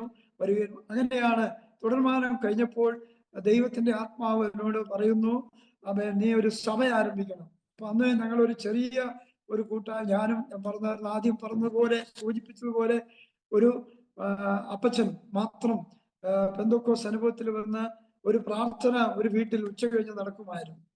അപ്പൊ അത് മാത്രമേ ഉള്ളൂ. ആ ഇടയ്ക്ക് ഞാനും ഇടയ്ക്ക് ലില്ലിയും ഞങ്ങൾ കുഞ്ഞുങ്ങളൊക്കെ വൈകുന്നേരം അവിടെ പോകും. രാവിലെ കത്തോലിക്ക പള്ളി പോകുന്ന ഒരു സമയം ഉണ്ടായിരുന്നു. ശേഷമായിട്ട് ആ പ്രാർത്ഥനയില് ഞാനും കൂടെ പോകുമായിരുന്നു. അപ്പൊ എന്നോട് ദൈവത്തിന്റെ ആത്മാവിനോട് പറഞ്ഞു, നീ എത്രയും പെട്ടെന്ന് ദൈവാത്മാവിനോട് പറഞ്ഞു ഒരു സഭ ആരംഭിക്കണം. കർത്താവേ, എനിക്കതിന് സഭ ഭരിക്കാനുള്ള കഴിവ് എനിക്കില്ല. അപ്പൊ അതിനിടയിൽ ഞാൻ ബൈബിൾ പഠിച്ചു. കുറെ കാര്യങ്ങൾ ഞാൻ ദൈവവചനത്തെ പഠിക്കാനുള്ള അവസരം ലഭിച്ചിരുന്നു ഇടക്കാലം കൊണ്ട്. അതിനുശേഷമായിട്ടും ഞാൻ ശുശ്രൂഷകൾ ഈ കഴിഞ്ഞ് ഒരു സഭ ആരംഭിച്ചതിന് ശേഷം ഞാൻ ഇതുപോലെ പഠിക്കാൻ എനിക്ക് ദൈവം അവസരം തന്നിരുന്നു. അപ്പൊ ഇടക്കാലം ഞാൻ അതിന് പുറകോട്ട് അല്പം കൂടെ വരുന്നു. ഈ സഭയുടെ ആരംഭം ഉണ്ടായ ഒരനുഭവം കൂടെ പറഞ്ഞുകൊണ്ട് മുമ്പോട്ട് പോകാൻ കർത്താവിൽ ആരംഭിക്കുന്നു. നമ്മുടെ മകന്റെ വിവാഹം കുറച്ച് ടെൻഷനായിരുന്നു. അപ്പോഴാണ് ഞങ്ങൾ aromamary.com രജിസ്റ്റർ ചെയ്തത്. അവിടെ നിന്നാണ് നമ്മുടെ മകന് നല്ലൊരു പെൺകുട്ടിയെ കണ്ടെത്തിയത്. ഇന്ന് തന്നെ aromamary.com ഡൗൺലോഡ് ചെയ്യും. അവൻ ആഗ്രഹിക്കുകയാണ്. എന്നാൽ പിന്നെ ഈ ദൈവത്തിന്റെ ആത്മാവ് ഇങ്ങനെ ഇടപെട്ടോ. അപ്പൊ ഒരിക്കൽ ഞാൻ ദൈവത്തോട് പറഞ്ഞു, ഈ ഞാൻ സുവിശേഷം ഈ സഭ ആരംഭിക്കാം. ഞാൻ ദൈവത്തോട് ഒരു അടയാളം ചോദിച്ചു. പുതിയ 2 കുടുംബങ്ങളും എൻ്റെ ഈ സഭയിൽ ആദ്യമായിട്ട് വെക്കുന്ന ഒരു പ്രാർത്ഥന ഉണ്ടായിരുന്നു. ഒരു ആണ്ടർലി മീറ്റിംഗ്. ആ മീറ്റിങ്ങില് വന്നാൽ ഞാൻ ഈ സഭ ആരംഭിക്കാമെന്ന് ദൈവത്തോട് പറഞ്ഞു. അപ്പൊ എന്നെ ദൈവം അന്ന് രാത്രി പ്രാർത്ഥന ഒരു വീട് കാണിച്ചു. ആ വീട്ടിലേക്ക് ഞാൻ കടന്നു ചെന്ന് അവരോട് സുവിശേഷം പറഞ്ഞപ്പോൾ അവർ 2 വീട്ടുകാരെ അന്ന് ആ മീറ്റിങ്ങിലേക്ക് കൊണ്ടുപോകും. കൂടാതെ 10-15 പേരോളം അന്ന് ആ ആണ്ടർലി മീറ്റിങ്ങിന്റെ പ്രാരംഭം ഉണ്ടായി. ദൈവം ചെയ്ത അത്ഭുതങ്ങളെ ഓർത്തപ്പോൾ എനിക്ക് പിന്നെ സഭ ആരംഭിക്കാതിരിക്കാൻ പറ്റത്തില്ല. അങ്ങനെയാണ് ഒരു ഞായറാഴ്ച സഭാരംഭ ആരാധന തുടങ്ങിയ ദിവസം ഈ പുതിയ ആളുകളും എൻ്റെ ഭാര്യയും ഞാനും കുഞ്ഞുങ്ങളുമായി ആരാധന തുടങ്ങി. ആദ്യത്തെ ഞായറാഴ്ച കഴിഞ്ഞു. 2ാമത്തെ ഞായറാഴ്ച കഴിഞ്ഞപ്പോൾ ആളുകൾ ഇങ്ങനെ ഓരോ രോഗികളായിട്ടുള്ളവരും ബുദ്ധിമുട്ട് അനുഭവിക്കുന്നവരൊക്കെ വരാൻ തുടങ്ങി. ചിലരൊക്കെ എൻ്റെ അടുത്തേക്ക് എന്നെ അറിയുന്നവരൊക്കെ പറഞ്ഞുവിടാൻ തുടങ്ങി. അങ്ങനെ ആ സഭ നന്നായി വന്നു. ആരംഭിച്ചു. എൻ്റെ വീട്ടിലെ 5 വർഷത്തോളം ആരാധന തുടങ്ങി. 80 പേര് 85 പേര് ഉണ്ടായിരുന്നു. അങ്ങനെ എനിക്ക് ആരംഭത്തിൽ തന്നെ പരിശുദ്ധാത്മാവിനോട് പറഞ്ഞു, നീ ഒരു പ്രയർ ഗ്രൂപ്പ് ആരംഭിക്കണം. അതിന്റെ തുടക്കം മധ്യപ്രദേശിൽ നിന്ന് ദൈവത്തിന്റെ ആലോചന അറിയിച്ച ദർശനം എന്നെ കാണിച്ചത്. ആ ദർശനത്തിലൂടെ ചിലരെ ദൈവാത്മാവ് തിരഞ്ഞെടുക്കാൻ പറഞ്ഞു. ദൈവത്തിന്റെ വചനം പറഞ്ഞതുപോലെ ദൈവാലോചന അറിയിച്ച് ഗിദെയോനോട് അറിയിച്ചതുപോലെ നദിക്കരയിലേക്ക് കൊണ്ടുപോകുവാൻ പറഞ്ഞ് 10,000 പേരെ കൊണ്ടുപോയിട്ട് അതിൽ നിന്ന് നക്കിക്കുടിക്കുന്നവരും കോരിക്കുടിക്കുന്നവരെ വേർതിരിച്ചതുപോലെ ചില ആളുകളെ വേർതിരിക്കാൻ പറഞ്ഞു. അങ്ങനെ ഞാൻ ദൈവം അറിയിച്ച പ്രകാരം വേർതിരിച്ചു. അതിലൊരു 36 പേരോളം ഞാൻ പ്രയർ ഗ്രൂപ്പിൽ വിവിധ സഭകളെ ഒന്നും നോക്കാതെ, മത സംഘടനയുടെ അല്ലെങ്കിൽ ഒന്നും നോക്കാതെ, ഒരു സംഘടന വ്യത്യാസമില്ലാതെ ആളുകൾ ഞങ്ങളുടെ ഈ പ്രയർ ഗ്രൂപ്പിനും കടന്നു വരും. അങ്ങനെ ദൈവം ഒരു സെക്കൻഡ് സാറ്റർഡേ ഇതിന്റെ മീറ്റിംഗ് ഒരു മാസത്തിലൊരിക്കൽ ആരംഭിച്ചു. ഒരു ദിവസം, ആഴ്ചയിൽ ഒരു ദിവസം ഒരാള് 1 മണിക്കൂർ, അങ്ങനെ 36 പേര് പ്രാർത്ഥിക്കാൻ ആഴ്ചക്ക് പ്രാർത്ഥിക്കപ്പെടുമ്പോൾ ഒരു ദിവസം തന്നെ എനിക്ക് തോന്നുന്ന 7-8 മണിക്കൂറൊക്കെ ഇങ്ങനെ പ്രാർത്ഥനകള് ഒരു ദിവസം നടക്കും. ഈ പ്രാർത്ഥനയുടെ ഫലത്താൽ ദൈവം എന്നെ ശുശ്രൂഷ കഴിക്കാൻ തുടങ്ങും. മാസത്തിന്റെ 2ാമത്തെ ശനിയാഴ്ച നടക്കുന്ന പ്രാർത്ഥന വിവിധ സ്ഥലങ്ങളിൽ നിന്ന്, വിവിധ ജില്ലകളിൽ നിന്ന്, ഒരു സംഘടന വ്യത്യാസമില്ലാതെ ദൈവദാസന്മാർ, ദൈവമക്കൾ ഈ കൂട്ടായ്മയിൽ വരും. ഈ ശുശ്രൂഷയിൽ പരിശുദ്ധാത്മാവ് എന്നെ ഉപയോഗിക്കും. അങ്ങനെ ഒരുപാട് അഭിഷക്തന്മാരെ ഇവിടുന്ന് ദൈവം വേർതിരിച്ചിട്ടുണ്ട്. ഇന്ന് പലയിടങ്ങളിൽ വേല ചെയ്യുന്നുണ്ട്. പുറത്തും, ഇന്ത്യക്ക് പുറത്തും അകത്തും ഒക്കെ അനേകര് ഈ അഭിഷേകത്തിലൂടെ ശുശ്രൂഷ പ്രാപിച്ച അനേക ദൈവദാസന്മാരൊക്കെ ഉണ്ട്. ആ ശുശ്രൂഷ മുഖാന്തരം ആത്മാവിന്റെ വലിയ ദൈവപ്രവൃത്തികൾ ഇവിടെ നടന്നു. അങ്ങനെ ഇത്രയും ആളുകൾ ആരാധനയ്ക്ക് വീട്ടിലിരിക്കുമ്പോൾ ഞങ്ങൾക്ക് വീട്ടിൽ ആരാധിക്കാനുള്ള സ്ഥലം ഇല്ലാതെ വന്നപ്പോൾ അങ്ങനെ ദൈവത്തോട് ഞങ്ങൾ മുട്ടിപ്പായി ഈ പ്രാർത്ഥന തുടർന്നു. ഈ പ്രയർ ഗ്രൂപ്പിൽ എല്ലാവരും പ്രാർത്ഥിക്കും. അങ്ങനെ പ്രാർത്ഥിച്ചുകൊണ്ടിരിക്കുക. ഒരു ദിവസം ഞാനും എൻ്റെ വൈഫ് ഇവിടെ കുഞ്ഞുങ്ങളെ സ്കൂളിൽ വിട്ടിട്ട് ഉപവാസ പ്രാർത്ഥനയ്ക്കിരുന്നു. മിക്കവാറും ഞങ്ങൾ ഉപവാസവും പ്രാർത്ഥനയാണ് ഞങ്ങളുടെ ജോലി. സ്ഥിരമായിട്ട് ആഴ്ചയിൽ ചിലപ്പോൾ 3 ദിവസം 4 ദിവസമൊക്കെ ഉപവാസം ഇരിക്കും. അങ്ങനെ ഞങ്ങൾ അന്ന് ഉപവാസം ഇരുന്ന് പ്രാർത്ഥിക്കാമെന്ന് ദൈവാത്മാവ് ഒരു പ്രേരണ തോന്നുന്ന ഞാൻ ലില്ലിയുടെ ഉപവാസം ഇരുന്നപ്പോൾ ദൈവത്തിന്റെ ആത്മാവ് എന്നെ പെട്ടെന്നൊരു ദർശനം തോന്നി. ഇപ്പോൾ ഞാൻ ഇരിക്കുന്ന ഈ സ്ഥലത്തെ കുറിച്ച് ഒരു ദർശനം എനിക്ക് തോന്നി. ഈ സ്ഥലം ഒരു മനുഷ്യനും വരികയോ പോവുകയോ ചെയ്യാത്ത വലിയൊരു, എന്താണ് ഞങ്ങളുടെ ഈ നാട്ടിൽ, വയനാട്ടിൽ പറയുന്നത്, ഭൂമി ചവിട്ടിയാൽ താഴ്ന്നു പോകുന്ന ഒരു ഭൂമിയായിരുന്നു. അതായത് കുറച്ച് കവുങ്ങും മറ്റു കുളങ്ങളും കണ്ടങ്ങളൊക്കെ നിറഞ്ഞ ഒരു സ്ഥലമായിരുന്നു. ഈ സ്ഥലം എന്നെ ദൈവാത്മാവ് കാണിച്ചത്. അപ്പൊ ഈ സ്ഥലം വിൽക്കുന്നുണ്ടോ എന്ന് എനിക്കറിയത്തില്ല. അപ്പൊ ഈ പ്രാർത്ഥിച്ചുകൊണ്ടിരിക്കുമ്പോൾ ഈ ദർശനം കാണും. ഈ സ്ഥലവും ചെറിയ റോഡാണെന്നുള്ളത് ഇതിന്റെ ഫ്രണ്ടിൽ കൂടെ. അപ്പൊ ഇതിന്റെ ആളാരാണെന്നും എനിക്കറിയത്തില്ല. അപ്പൊ എന്നെ ആളടക്കം കാണിച്ചു എന്നിട്ട് എന്നോട് പറഞ്ഞു, നീ പോയി ഈ സ്ഥലത്തിന് അഡ്വാൻസ് കൊടുക്കും. അപ്പൊ എന്നോട് വില പറഞ്ഞു. ഞാൻ എന്നോട് പറഞ്ഞു, നീ പറയേണ്ട വില അന്നത്തെ രീതികളിൽ ഈ സ്ഥലം 12,000 രൂപയ്ക്ക് വിറ്റ് അഡ്വാൻസ് മേടിച്ചിട്ട് അവർ ഈ സ്ഥലത്തെ കുറിച്ച് അന്വേഷിച്ചപ്പോൾ എന്തോ ചെളിയും കുറവയൊക്കെ ആയതുകൊണ്ട് വിട്ടുപോയത്, അങ്ങനെ മാറിപ്പോയ സ്ഥലം. എനിക്കത് അറിയില്ല. എന്നോട് ദൈവം പറഞ്ഞു, 5,300 രൂപ ഈ സ്ഥലത്തിന് നീ വില പറയണം. ഈ വിലയ്ക്ക് ഈ സ്ഥലം നീ എടുക്കണം. അപ്പൊ ഞാൻ പറഞ്ഞു, കർത്താവ്, എൻ്റെ കയ്യിൽ പൈസ ഇല്ല, ഞാൻ വേലയ്ക്ക് ഇറങ്ങിയിട്ട് എൻ്റെ കയ്യിൽ ഇപ്പൊ പൈസ ഇല്ലല്ലോ എന്ന് പറഞ്ഞു. അപ്പോ എനിക്കൊരു വാക്യം തന്നു. ലൂക്കോസിന്റെ സുവിശേഷം 5-ാം അധ്യായത്തെ വാക്യം. പത്രോസിന്റെ പടവിലേക്ക് യേശു കയറി അല്പം ആഴത്തിലേക്ക് ഇറങ്ങി വല വീശാൻ കർത്താവ് കൽപ്പിച്ചു. ശേഷമായിട്ട് വീണ്ടും കർത്താവ് പറഞ്ഞു, നീ പടവിന്റെ വലതുവശത്ത് വല വീശു. അപ്പോൾ പത്രോസ് പറഞ്ഞ വാക്യം കാര്യം ഇതായിരുന്നു, നാഥാ, രാത്രി മുഴുവനും അധ്വാനിച്ച് ഒന്നും കിട്ടിയില്ല, എങ്കിലും നിന്റെ വാക്കിന് ഞാൻ വലയിറക്കും. ഈ വാക്യം എന്നെ സ്പർശിച്ചു. ദൈവാത്മാവ് പറഞ്ഞു, നീ പോകാം, നിന്റെ കയ്യിലുള്ള പൈസ എടുത്തുകൊണ്ട് പോകാം എന്ന് പറഞ്ഞു. അങ്ങനെ ഞങ്ങള് പ്രാർത്ഥന നിർത്തിയിട്ട് ഞാൻ ഇല്ലോട് പറഞ്ഞു, ഏതായാലും എൻ്റെ 2 വീലർ ഉണ്ട്, ഞാൻ എടുത്ത് എൻ്റെ വീടിന്റെ അടുത്തുനിന്ന് മെയിൻ റോഡിലേക്ക് കയറാൻ അല്പം ഒരു 300 മീറ്റർ ദൂരമാണ്. ആ 300 മീറ്റർ ദൂരത്തിലേക്ക് ഞാൻ അവിടെ കടന്നു ചെന്നപ്പോൾ ആ മെയിൻ റോഡിൽ എത്തിയപ്പോൾ വീണ്ടും ഞാൻ തിരിച്ചു പോകും. കർത്താവ്, എൻ്റെ കയ്യിൽ ആകെ 500 രൂപയുള്ളൂ. ഈ പൈസ കൊണ്ട് ഞാൻ എന്ത് ചെയ്യാനാ? എനിക്ക് ഇന്ന് വൈകിട്ട് ചില സാധനം മേടിക്കാൻ പ്രാർത്ഥിക്കാനുള്ള ആൾക്കാർ വരും, എനിക്ക് അവർക്ക് ഭക്ഷണത്തിന് സാധനം ക്രമീകരിക്കണമല്ലോ ദൈവമേ. വീണ്ടും ഞാൻ വീട്ടിലേക്ക് തിരിച്ചു വന്ന് ലില്ലിയോട് പറഞ്ഞു, ഞാൻ പോയില്ല. വീണ്ടും ഞങ്ങൾ മുട്ടുമടക്കി പ്രാർത്ഥിക്കുമ്പോൾ വീണ്ടും ദൈവാത്മാവിനോട് പറഞ്ഞു, നീ പോകാം. അപ്പോൾ ഞാൻ ദൈവത്തോട് ഒരു അടയാളം ചോദിച്ചു, അങ്ങനെയെങ്കിൽ ഞാൻ ആ റോട്ടിൽ ഇറങ്ങുമ്പോൾ എനിക്ക് എൻ്റെ കൂടെ ഒരാളും കൂടെ വരണം. അങ്ങനെ അപ്പൊ ദൈവം പറഞ്ഞു, നീ പോകാന്ന് പറഞ്ഞു. ഞാൻ വീണ്ടും ആ റോട്ടിൽ എത്തിയപ്പോൾ, ആ മെയിൻ റോഡിലേക്ക് എത്തിയപ്പോൾ എൻ്റെ ജ്യേഷ്ഠൻ നടന്നു വരും. പള്ളിയിലെ കൈക്കാരനാണ് എൻ്റെ ജ്യേഷ്ഠൻ. അദ്ദേഹത്തോട് ഞാൻ ചോദിച്ചു, എൻ്റെ കൂടെ ഒന്ന് വരാൻ, ഒരു സ്ഥലം കച്ചവടം ചെയ്തു. ഏത് സ്ഥലമാണെന്ന് എന്നോട് ചോദിച്ചു. ഞാൻ പറഞ്ഞു, ഇന്ന സ്ഥലം എനിക്കറിയില്ല, ഇനി ആളെ കാണിച്ചിട്ടുണ്ട്. അപ്പൊ എന്നോട് അദ്ദേഹം പറഞ്ഞു, ആ സ്ഥലം കച്ചവടം ചെയ്താണെന്നാണ് എൻ്റെ അറിവ്. ഞാൻ പറഞ്ഞില്ല, എന്നോട് ഒരാൾ പറഞ്ഞിട്ടാണ് ഞാൻ പോകുന്നത്. അപ്പൊ എൻ്റെ കൂടെ വരാമെന്ന് പറഞ്ഞു. പൈസ ഉണ്ടോ? ഞാൻ പറയുന്നുണ്ട്. കാരണം അന്ന് പൈസ ഉണ്ടോ ചോദിക്കാൻ കാരണം അന്ന് നമ്മുടെ കാശൊന്നും ഇല്ലെന്ന് അവർക്കറിയാം. ബന്ധോക്കോസിൽ പോയി വളരെ ബുദ്ധിമുട്ടൊക്കെയാണെന്നുള്ള ഒരു ചിന്ത അവർക്ക്. ഒരെണ്ണെ ഉണ്ടെന്ന് പറഞ്ഞു. പോയി അവിടെ ചെന്ന് ഞങ്ങൾ വില പറഞ്ഞ് സ്ഥലം കൊടുക്കുന്നു എന്ന് പറഞ്ഞു. അങ്ങനെ വില എത്രയാന്ന് ചോദിച്ചു. ഞാൻ ഇത്ര വിലയ്ക്ക് വിറ്റത്. ഞാൻ പറഞ്ഞു എന്നെ ഒരാൾ പറഞ്ഞു വിട്ടിട്ട് വരിക, ഞാൻ ഇന്ന വിലയൊക്കെ തരുവുള്ളൂ, 5300 രൂപ തരും, അങ്ങനെയാണ് അഡ്വാൻസ് തരും. ഇദ്ദേഹം എന്നോട് ചീത്ത പറഞ്ഞില്ലെന്നേ ഉള്ളൂ. ഇദ്ദേഹത്തിനോട് പറഞ്ഞു ഞാൻ കൊടുക്കുന്നില്ല, ഇത്രയും സ്ഥലം ഞാൻ ഇന്ന വിലയ്ക്ക് വിറ്റതാ, പിന്നെ നീ വന്നിട്ട് ഇത്രയും വില പറഞ്ഞ് ഞാൻ തരുമോ എന്ന് ചോദിച്ചു. അപ്പൊ ശരി എന്നാ വേണ്ട പോട്ടെ എന്ന് പറഞ്ഞു. ഞങ്ങൾ താഴോട്ടിറങ്ങി റോട്ടിലെത്തിയപ്പോൾ ഇദ്ദേഹം കൈ കൊട്ടി പിടിച്ചിട്ട് പറഞ്ഞു അഡ്വാൻസ് പറഞ്ഞു. ഇപ്പൊ ദൈവമായിട്ട് അയച്ചത് കൊണ്ട് ദൈവം അത് പ്രവൃത്തി അദ്ദേഹത്തിന്റെ ഉള്ളിൽ പരിവർത്തനം നടത്തി. അത്ഭുതകരമായി അദ്ദേഹത്തോട് ദൈവം ഇടപെട്ടു. ഞാൻ എൻ്റെ കയ്യിലുള്ള 500 രൂപ കൈ കൊടുത്ത റോട്ടിൽ നിന്നാണ് കൊടുക്കുന്നത്. റോട്ടിൽ നിന്ന് കൊടുത്ത് എന്നോട് വെച്ചു ബാക്കി എപ്പോൾ തരും? ഞാൻ ചേട്ടന് എപ്പോ വേണം? എന്നോട് പറഞ്ഞ് 15 ദിവസത്തിനുള്ളിൽ 25,000 രൂപ വേണം, തരാം, ബാക്കിയോ 4 മാസത്തെ മതി എന്ന് പറഞ്ഞു. അങ്ങനെ 10 സെന്റിനാണ് കച്ചവടം. ഈ സ്ഥലത്തിൽ 10 സെന്റ് മതി. അങ്ങനെ ഞാൻ തിരിച്ചു പോന്നു. ഞങ്ങൾ വീട്ടിൽ വീണ്ടും പോയി പ്രാർത്ഥന തുടങ്ങി. പ്രാർത്ഥന ഗ്രൂപ്പിൽ പറഞ്ഞു, എല്ലാവരോടും പറഞ്ഞു പ്രാർത്ഥന തുടങ്ങി.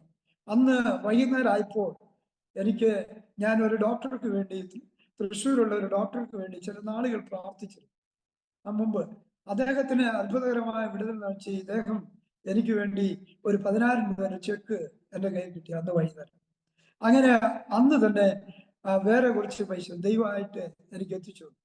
ഈ പൈസ 15 ദിവസം പറഞ്ഞതിന് 4ാമത്തെ ദിവസം ഞാൻ പൈസ കൊണ്ടുവന്ന് കൊടുത്തു. എഗ്രിമെന്റ് എഴുതി. എഗ്രിമെന്റ് കഴിഞ്ഞു. 10 സെന്റിനാണ് എഗ്രിമെന്റ് ചെയ്തത്.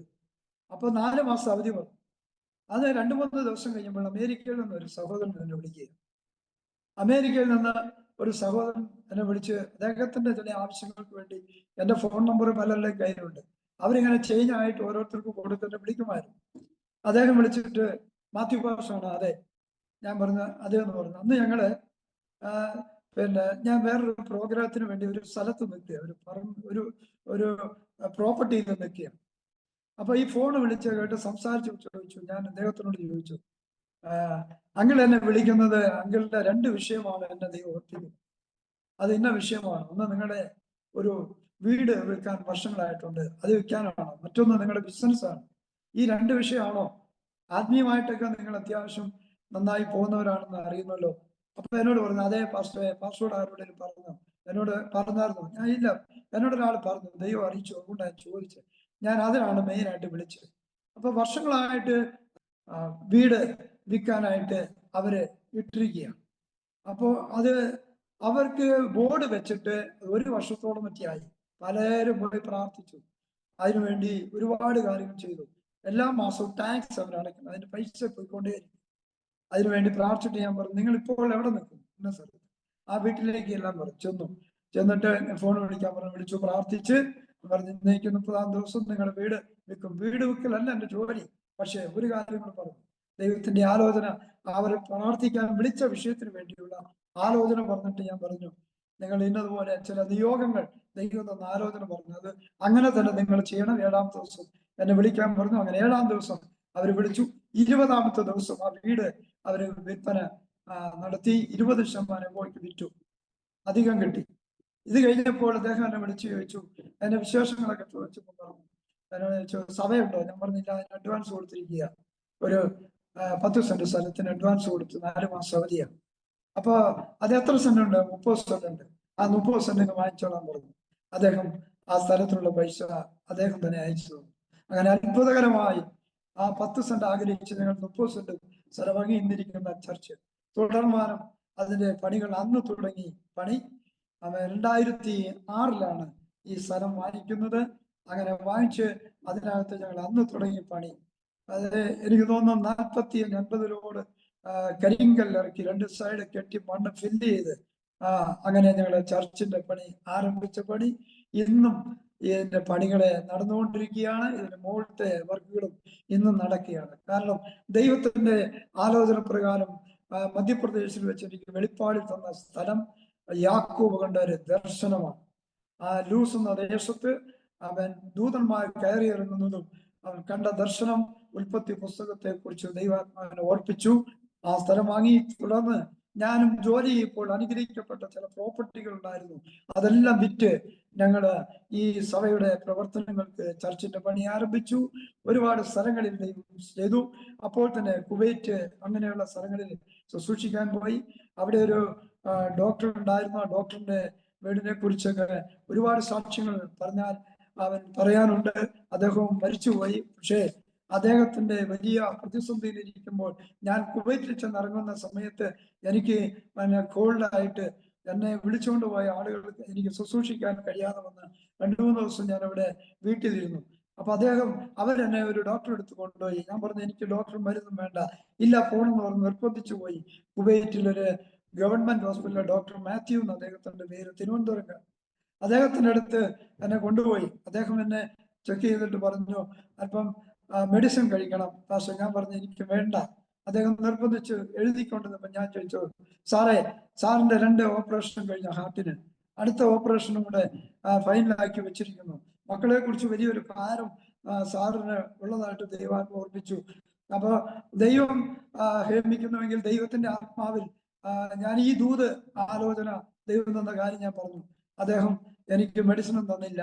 അദ്ദേഹം എന്നെ വീട്ടിൽ പോയി പാസ്റ്റർക്കുള്ള മെഡിസിൻ എടുത്തു എന്ന് പറഞ്ഞു. അങ്ങനെ ഞങ്ങൾ പോന്നു. അവിടെ വൈകുന്നേരം അദ്ദേഹം എന്നെ വിളിച്ചു. അദ്ദേഹം എന്നോട് പറഞ്ഞു ആദ്യം എന്റെ വീട്ടിൽ വരണം. അങ്ങനെ ആ വീട്ടിൽ ചെന്ന് പ്രാർത്ഥിച്ചു. 2 മക്കളും വിവാഹം കഴിച്ചിട്ട്, മൂത്ത മകൾ 5 വർഷമായിട്ട് സ്റ്റേറ്റ്സിൽ പോകാൻ, ഒരു അമേരിക്കക്കാരൻ വിവാഹം കഴിച്ചിട്ട് 4 പ്രാവശ്യം എക്സാം എഴുതിയിട്ട് പാസ്സാകാതെ ഇനി ഒരു ചാൻസ് കൂടെ ഉള്ളു. അതും കൂടെ കഴിഞ്ഞില്ലെങ്കിൽ പിന്നെ പാസ്സായതിൽ 5 വർഷം കഴിയണം അത് അവൾക്ക് പോണെങ്കിൽ. ഒന്നത്തെ ഭാരം അത്. രണ്ടാമത്തെ മകള് പഠിക്കാൻ നിവൃത്തിയില്ലാതെ അവള് ഇവിടെ പോകണം അറിയാതെ അവൾക്ക് അഡ്മിഷൻ ലഭിക്കാൻ കഴിയാത്ത രീതികളിൽ ഭാരപ്പെട്ടുകൊണ്ടിരിക്കുന്ന വിഷയം.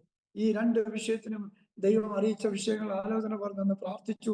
അത്ഭുതകരമായി അവൾ ആ എക്സാം എഴുതി പാസ്സായി.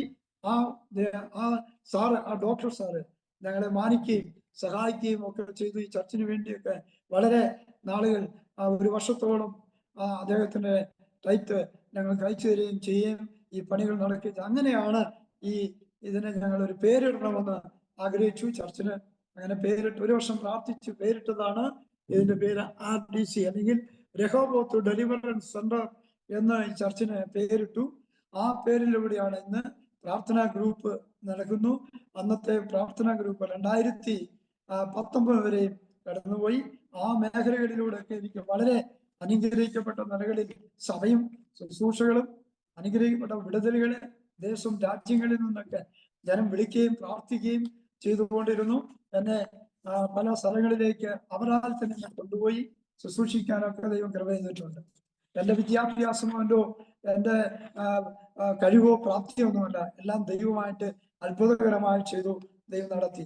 ശേഷമായിട്ട് 1-2 പ്രധാനപ്പെട്ട കാര്യങ്ങളൂടെ ഞാൻ പറയാനൊക്കെ കർത്താവിൽ എന്നെ നടത്തിയ വിധങ്ങളെ ഓർത്ത് ഞാൻ പറയുന്നത്. 2019 നമ്മള് എനിക്ക് തോന്നുന്നു 2016, 17 ആ കാലഘട്ടങ്ങളിൽ പിന്നെ ഇടയിൽ ഒരു സംഭവം ഉണ്ടായി.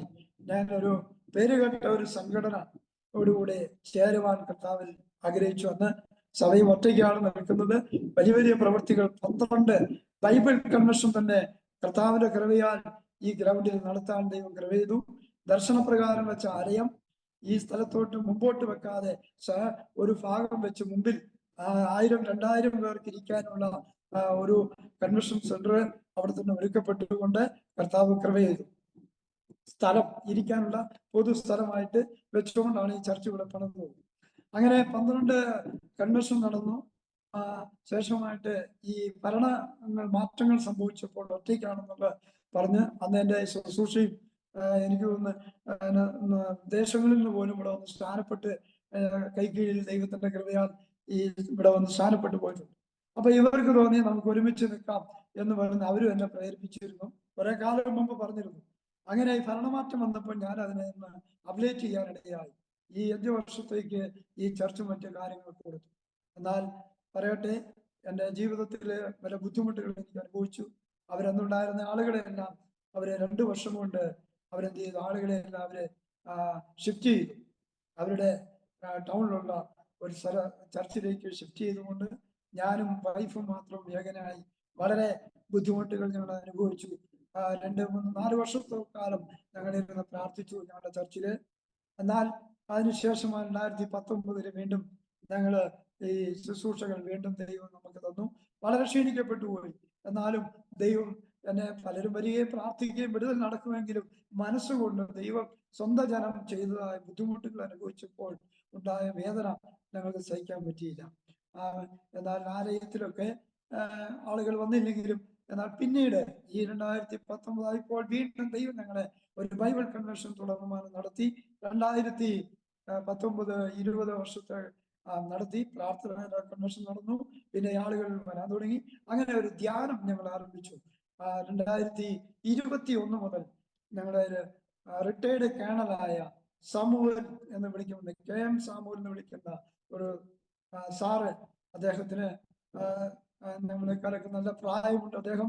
എങ്കിലും വളരെ കൃപയാൽ ദൈവം തന്നെ ശക്തിപ്പെടുത്തി നടത്തുന്നു. ഞങ്ങളോടുകൂടെ ഒരുമിച്ച് നടന്ന് എനിക്കൊരു ദർശനം തന്നിരുന്നു.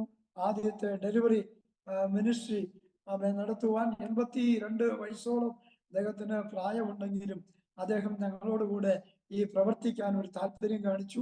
അങ്ങനെ 2021-22 ഞങ്ങൾ വേറെയും ചില കൺവെൻഷനുകളിൽ ഞങ്ങൾ 2 പേരോട് ഞങ്ങളുടെ ആയിട്ട് നടത്തുവാൻ കൃപ ചെയ്തു. അതോടുകൂടി ഒരു ധ്യാനം ഡി-അഡിഷൻ ക്യാമ്പ് എന്നുള്ള രീതികളിൽ ധ്യാനം ആരംഭിച്ചു. 22 ആരംഭിച്ച ധ്യാനം ഇന്ന് ഞങ്ങൾ വളരെ അനുഗ്രഹിക്കപ്പെട്ട നിലകളിൽ പോകുന്നു. ഒരു മാസം എനിക്ക് തോന്നുന്നു 25, 20, 30 പേര് പുതിയ ആളുകൾ, മദ്യപാനികൾ, പുകവലി, ശീലങ്ങൾ, പിന്മാറ്റക്കാർ അവര് വിടുതൽ പ്രാപിച്ച് ഇവിടുന്ന് കടന്നു പോകുന്നു. കർത്താവിന്റെ കൃപയാൽ. ദൈവദാസൻ എന്ന് പറഞ്ഞിട്ട് അദ്ദേഹം യുവാഞ്ചലിസ്റ്റ് ആണ്, പാസ്റ്റർ ആയിട്ടില്ല. എങ്കിലും ഒരു പാസ്റ്റർ ചെയ്യുന്നതിനേക്കാളും ഉത്തരവാദിത്തോടുകൂടി അദ്ദേഹം ചെയ്യുന്ന അദ്ദേഹത്തിന്റെ പെൻഷൻ കിട്ടുന്ന പണമാണ് ഞങ്ങളിവിടെ ഇപ്പോൾ ഈ ധ്യാനത്തിന് ഉപയോഗിക്കുക. അതുപോലെ തന്നെ ഞങ്ങൾക്ക് ആരെങ്കിലുമൊക്കെ ഞങ്ങളെ ഹെൽപ്പ് ചെയ്യുന്ന പണം ഉണ്ടാകും.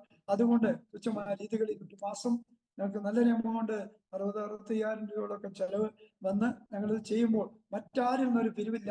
ദൈവത്തിന്റെ മക്കൾ ആരെങ്കിലും 5,000, 2,000, 10,000 തന്നാൽ അത് എപ്പോഴും ഒന്നുമില്ല. എപ്പോഴെങ്കിലൊക്കെ ആര് സഹായിച്ചാൽ ആ സഹായം കൊണ്ടാണ് ഞങ്ങള് ഇത് ഫ്രീ ആയിട്ടാണ് അത് ചെയ്യുന്നത്.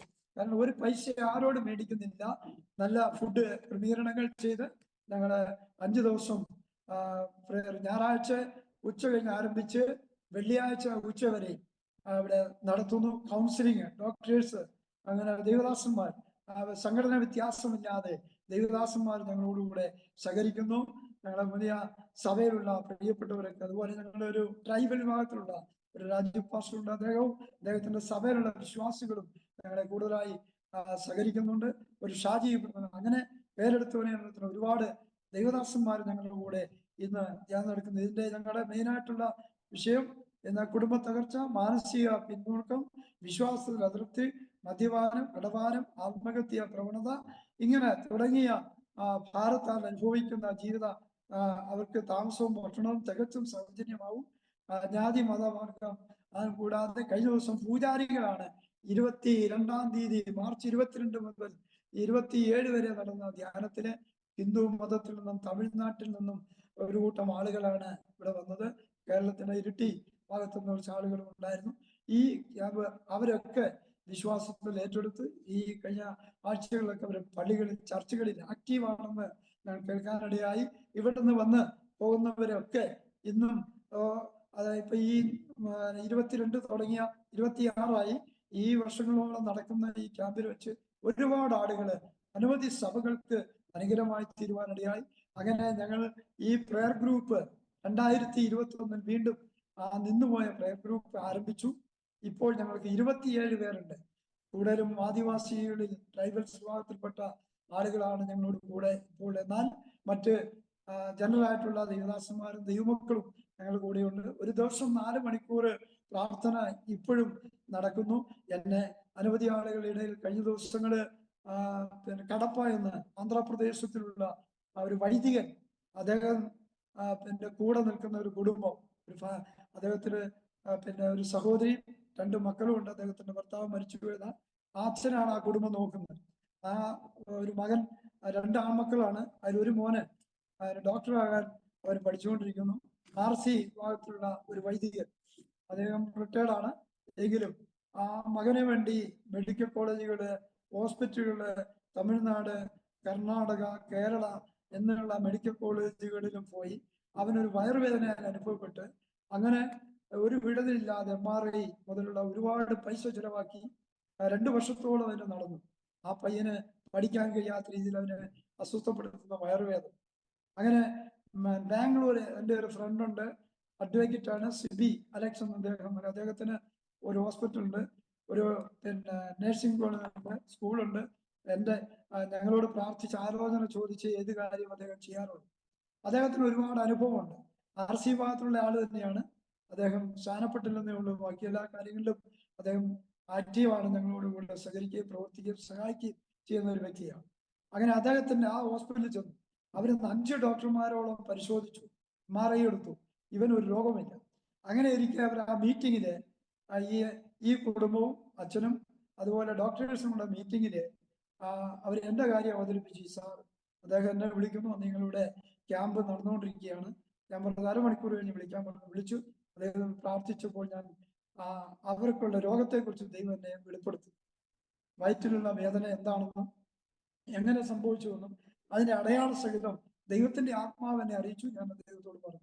അപ്പോൾ അവരത് ചർച്ച ചെയ്യുമ്പോൾ കറക്റ്റാണ്, ഈ അടയാളങ്ങളൊക്കെ അവർക്ക് സംഭവിക്കാം. അങ്ങനെ അപ്പോയിന്റ്മെന്റ് എടുത്ത് ഇവിടെ വന്ന് 3 ദിവസം അവര് ആന്ധ്രയിൽ നിന്ന് ഇവിടെ വന്ന് ഉപവാസം ഇരുന്ന് പ്രാർത്ഥനാ ഗ്രൂപ്പിലുള്ള ചിലരെ സെലക്ട് ചെയ്ത് നമ്മുടെ കേണൽ സാറും ഞാനും രാജു പാസ്റ്റർ അങ്ങനെ എൻ്റെ വൈഫ് ഇങ്ങനെ ചില ആളുകളെ തെരഞ്ഞെടുത്ത് ഞങ്ങളുടെ പ്രാർത്ഥന നടത്തി. 2ാമത്തെ ദിവസം അത്ഭുതകരമായി അദ്ദേഹം ആ പയ്യന് വേണ്ടി കൈവച്ച് പ്രാർത്ഥിച്ചു. ചില ദൈവിക ശുശ്രൂഷകൾ ദൈവം അറിയിച്ച പ്രകാരം ചെയ്തു. വിടുതലായി. അദ്ദേഹം ഇന്നവരെ സുഖമായിരിക്കുന്നു, ഒരു കുഴപ്പമില്ല. അവരെ ഇടയ്ക്ക് എന്നെ വിളിക്കുകയും പ്രാർത്ഥി. ഇതുപോലെ അനവധി വിടുതലുകളെ സ്വർഗത്തിന് ദൈവം കൃപയുന്നുണ്ട്. ദൈവത്തിന്റെ ആത്മാവ് ഞാന് അതുപോലെ തന്നെ ആന്ധ്രാപ്രദേശ്, തമിഴ്നാട്, കർണാടക, ബാംഗ്ലൂർ അതുപോലെ പല സ്ഥലങ്ങളിൽ ദൈവം ഇന്നും എന്നെ ശുശ്രൂഷിക്കുക ദൈവം അയക്കുകയും ഞങ്ങളെ ഈ ധ്യാനം അനുഗ്രഹിക്കപ്പെട്ട നിലകളിൽ നിൽക്കുന്ന സമയത്താണ് ഞങ്ങൾക്ക് ഈ ചർച്ചിന്റെ മുകൾ വശം ടിൻ ഷീറ്റ് കൊണ്ട് മറിച്ച് ഡോർമെട്രി ലേഡീസ് ആൻഡ് ജെന്റ്സിന് ഉണ്ടാക്കിയിരുന്നു.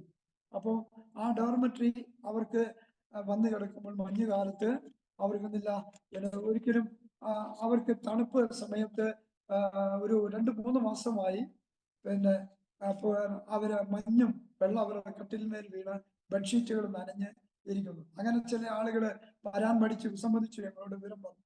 3 മാസം ഞങ്ങൾ കണ്ടിന്യൂ ആയ പ്രയർ ഗ്രൂപ്പും പ്രത്യേകിച്ച് നമ്മുടെ റിട്ടയർഡ് കേണൽ സാറ് അദ്ദേഹവുമായി ദില്ലിയും ഞങ്ങൾ പ്രാർത്ഥിച്ചപ്പോൾ ദൈവാത്മാവ് പറഞ്ഞ ഒരു ദർശനം എനിക്ക് തന്നു. ആ ദർശനം ഞങ്ങൾ 2 പേരും കൂടെ പങ്കിട്ടു. കാരണം സാറിനെ സംബന്ധിച്ച് പറഞ്ഞാൽ നമ്മളൊരു കാര്യം പറയുമ്പോൾ ഒരുമിച്ച് ആത്മീയത കൊണ്ട് ചെയ്യുന്ന കാര്യമാണ്. ഇതിനിടയിൽ ഒരുപാട് അനുഭവങ്ങൾ ഞങ്ങൾക്ക് ഈ ചർച്ചിൽ ഈ ക്യാമ്പ് നടത്താൻ വേണ്ടി ഒരുപാട് അസൗകര്യങ്ങൾ ഉണ്ടായിരുന്നു. ഇതെല്ലാം ഈ പ്രിയപ്പെട്ടവന്റെ കരത്തിൽ കൂടെയും മറ്റു പലരുടെ സ്നേഹത്തോടു കൂടി ഞങ്ങൾ ഇതിന് വലിയൊരു ഷെഡ് ചാർച്ചിൽ തന്നെ 3 ലക്ഷം രൂപയോളം ചെലവ് വരുന്നു. അതുപോലെ തന്നെ ഇങ്ങനെയൊക്കെ ചെയ്യാൻ ദൈവം ഇടയാക്കി. അതൊക്കെ ഒരുപാട് അനുഭവങ്ങളാണ്. അങ്ങനെ ഒന്ന് പറയാനുള്ള സമയത്തിന്റെ എനിക്ക് ലഭിച്ച സമയത്ത് ചുരുക്കമായി ഞാൻ പറയാൻ കർത്താവിൽ ആഗ്രഹിക്കുന്നു. അത് അങ്ങനെ ആ ഡോർമെട്രി പണിയാൻ കർത്താവിൽ ആഗ്രഹിച്ചു. മുകളിൽ പണിയണമെങ്കിൽ 25 ലക്ഷം രൂപ എസ്റ്റിമേറ്റ് ആവും.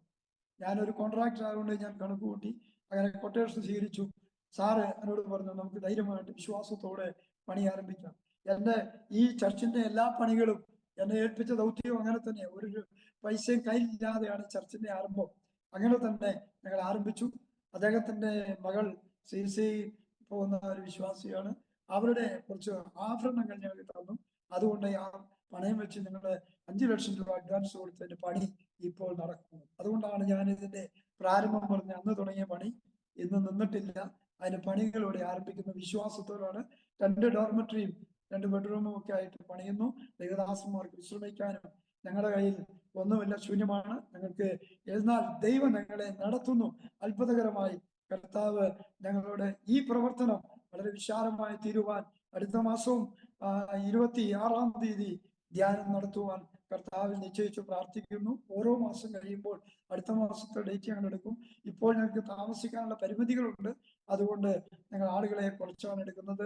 ഇതൊന്നും ഞങ്ങൾക്ക് പുകഴുവാനില്ല, ദൈവത്തെ മഹത്വപ്പെടുത്തുവാൻ മാത്രമേ ഉള്ളൂ.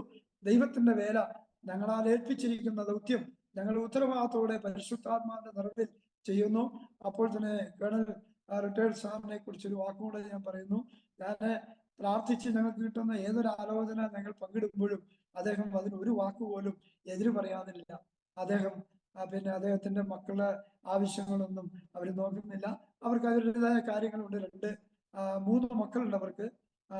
ഒരാള് പുറത്താണ്, കാനഡയിലാണ്. ഒരാള് മറ്റേ ഇടുക്കി ദേശത്താണ്. മറ്റൊരു അദ്ദേഹത്തിന്റെ മോള് കൂടെ താമസിക്കുന്നുണ്ട്.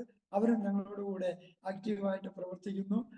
CC ആണ് ഞങ്ങളുടെ എല്ലാ കാര്യങ്ങളും ഞങ്ങളോടുകൂടെ സഹകരിക്കുകയും പ്രാർത്ഥിക്കുകയും ചെയ്യുന്നു. ഇങ്ങനെ സാറ് ഇപ്പോൾ ഇതിന്റെ വിഷയത്തിന് വേണ്ടി ഇങ്ങനെ ഇരിക്കുന്ന സമയത്ത് പെട്ടെന്ന് ഈ ആലയത്തിനകത്ത് ഞങ്ങളൊരു കയറ്റുവയാണ് ഇട്ടത്. 2007 ഞങ്ങൾക്ക് ഒരാൾ സ്പോൺസർ ചെയ്തതായിരുന്നു. ആ കയറ്റുവ മുഴുവൻ പൊടിയായിട്ട് ഇങ്ങനെ ഇരിക്കുമ്പോൾ സാർ എന്നോട് ഒരു ദിവസം രാത്രി ഇതിന്റെ പണി, റൂഫിന്റെ പണി തുടങ്ങിയപ്പോൾ എന്നോട് ചോദിച്ചു, ഡോർമെട്രിയുടെ പണി ആരംഭിച്ച സമയത്ത് അതിന്റെ പിറ്റേ ദിവസം എന്നോട് ചോദിച്ചു, സാറ് പാസ്റ്ററെ ഈ ചർച്ചിന്റെ ഹോളിന് എത്ര വലിപ്പമുണ്ട്? ഞാൻ പറഞ്ഞത് 960. അപ്പൊ ഞാൻ ദൈവത്തോടൊരു കാര്യം പറയാൻ പോവാ, പ്രാർത്ഥിക്കാം, നമുക്ക് അതിനകത്ത് ടൈലിടണം. അങ്ങനെ പ്രാർത്ഥിച്ചു. ഇതിനിടയ്ക്ക് 2,60,60,000 രൂപ ചെലവ് ചെയ്ത് ഇപ്പോൾ ഞങ്ങൾ ചർച്ചിന്റെ എല്ലാ ഈ ടൈലും ഇട്ട് ഈ ധ്യാനം അതിനുവേണ്ടി നടത്തുന്നു. എല്ലാം കർത്താവിന്റെ നാമത്തിന് വേണ്ടി മാത്രം. ഞങ്ങൾ എൻ്റെ ഭാര്യയും മക്കളും ഒക്കെ അതിനുവേണ്ടി, എൻ്റെ കുഞ്ഞുങ്ങള് 2 പേരുണ്ട്. പക്ഷേ എങ്കിലും അവരും ഇതിന്റെ ക്യാമ്പും കാര്യങ്ങളൊക്കെ നടത്താൻ വേണ്ടിയാണ് ഞങ്ങൾ ഈ കാര്യങ്ങൾ ചെയ്യുന്നത്. ഞങ്ങളുടേതായ സ്വന്തത്തിന് എനിക്ക് ദൈവത്തിന്റെ കൃപയാൽ വീടുണ്ട്. ഞാൻ ഇരിക്കുന്നത് ഇപ്പോൾ ഈ ആലയത്തിലാണ്. ഇതിന്റെ ഓരോ പ്രവൃത്തികളും നടത്തുന്നത് ദൈവത്തിന്റെ കൃപയാൽ. ദർശനപ്രകാരമല്ലാത്ത ഒരു കാര്യവും ഇവിടെ ഞങ്ങൾ ചെയ്യാറില്ല. ദൈവം അറിയിക്കാത്ത ഒരു കാര്യവും ഞങ്ങൾ ചെയ്യാറില്ല.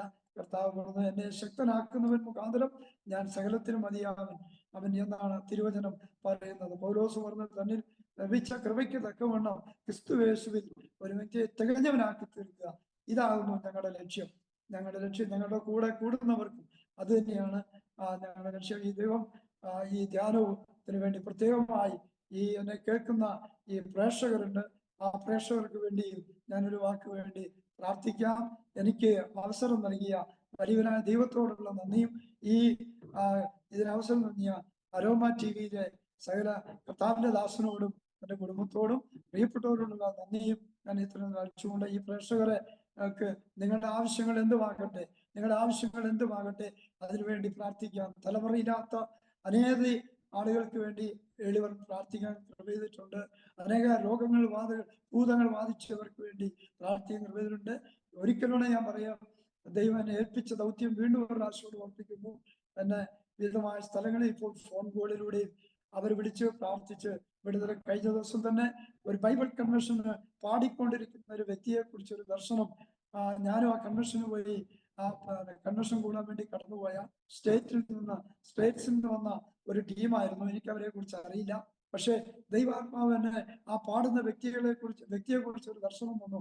അദ്ദേഹത്തിന്റെ ഭാര്യയ്ക്ക് ഒരു വലിയ ഓപ്പറേഷൻ, മരണകരമായ ഒരു രോഗം പിടിക്കപ്പെടുന്നു എന്നെ കാണിച്ചു തന്നു.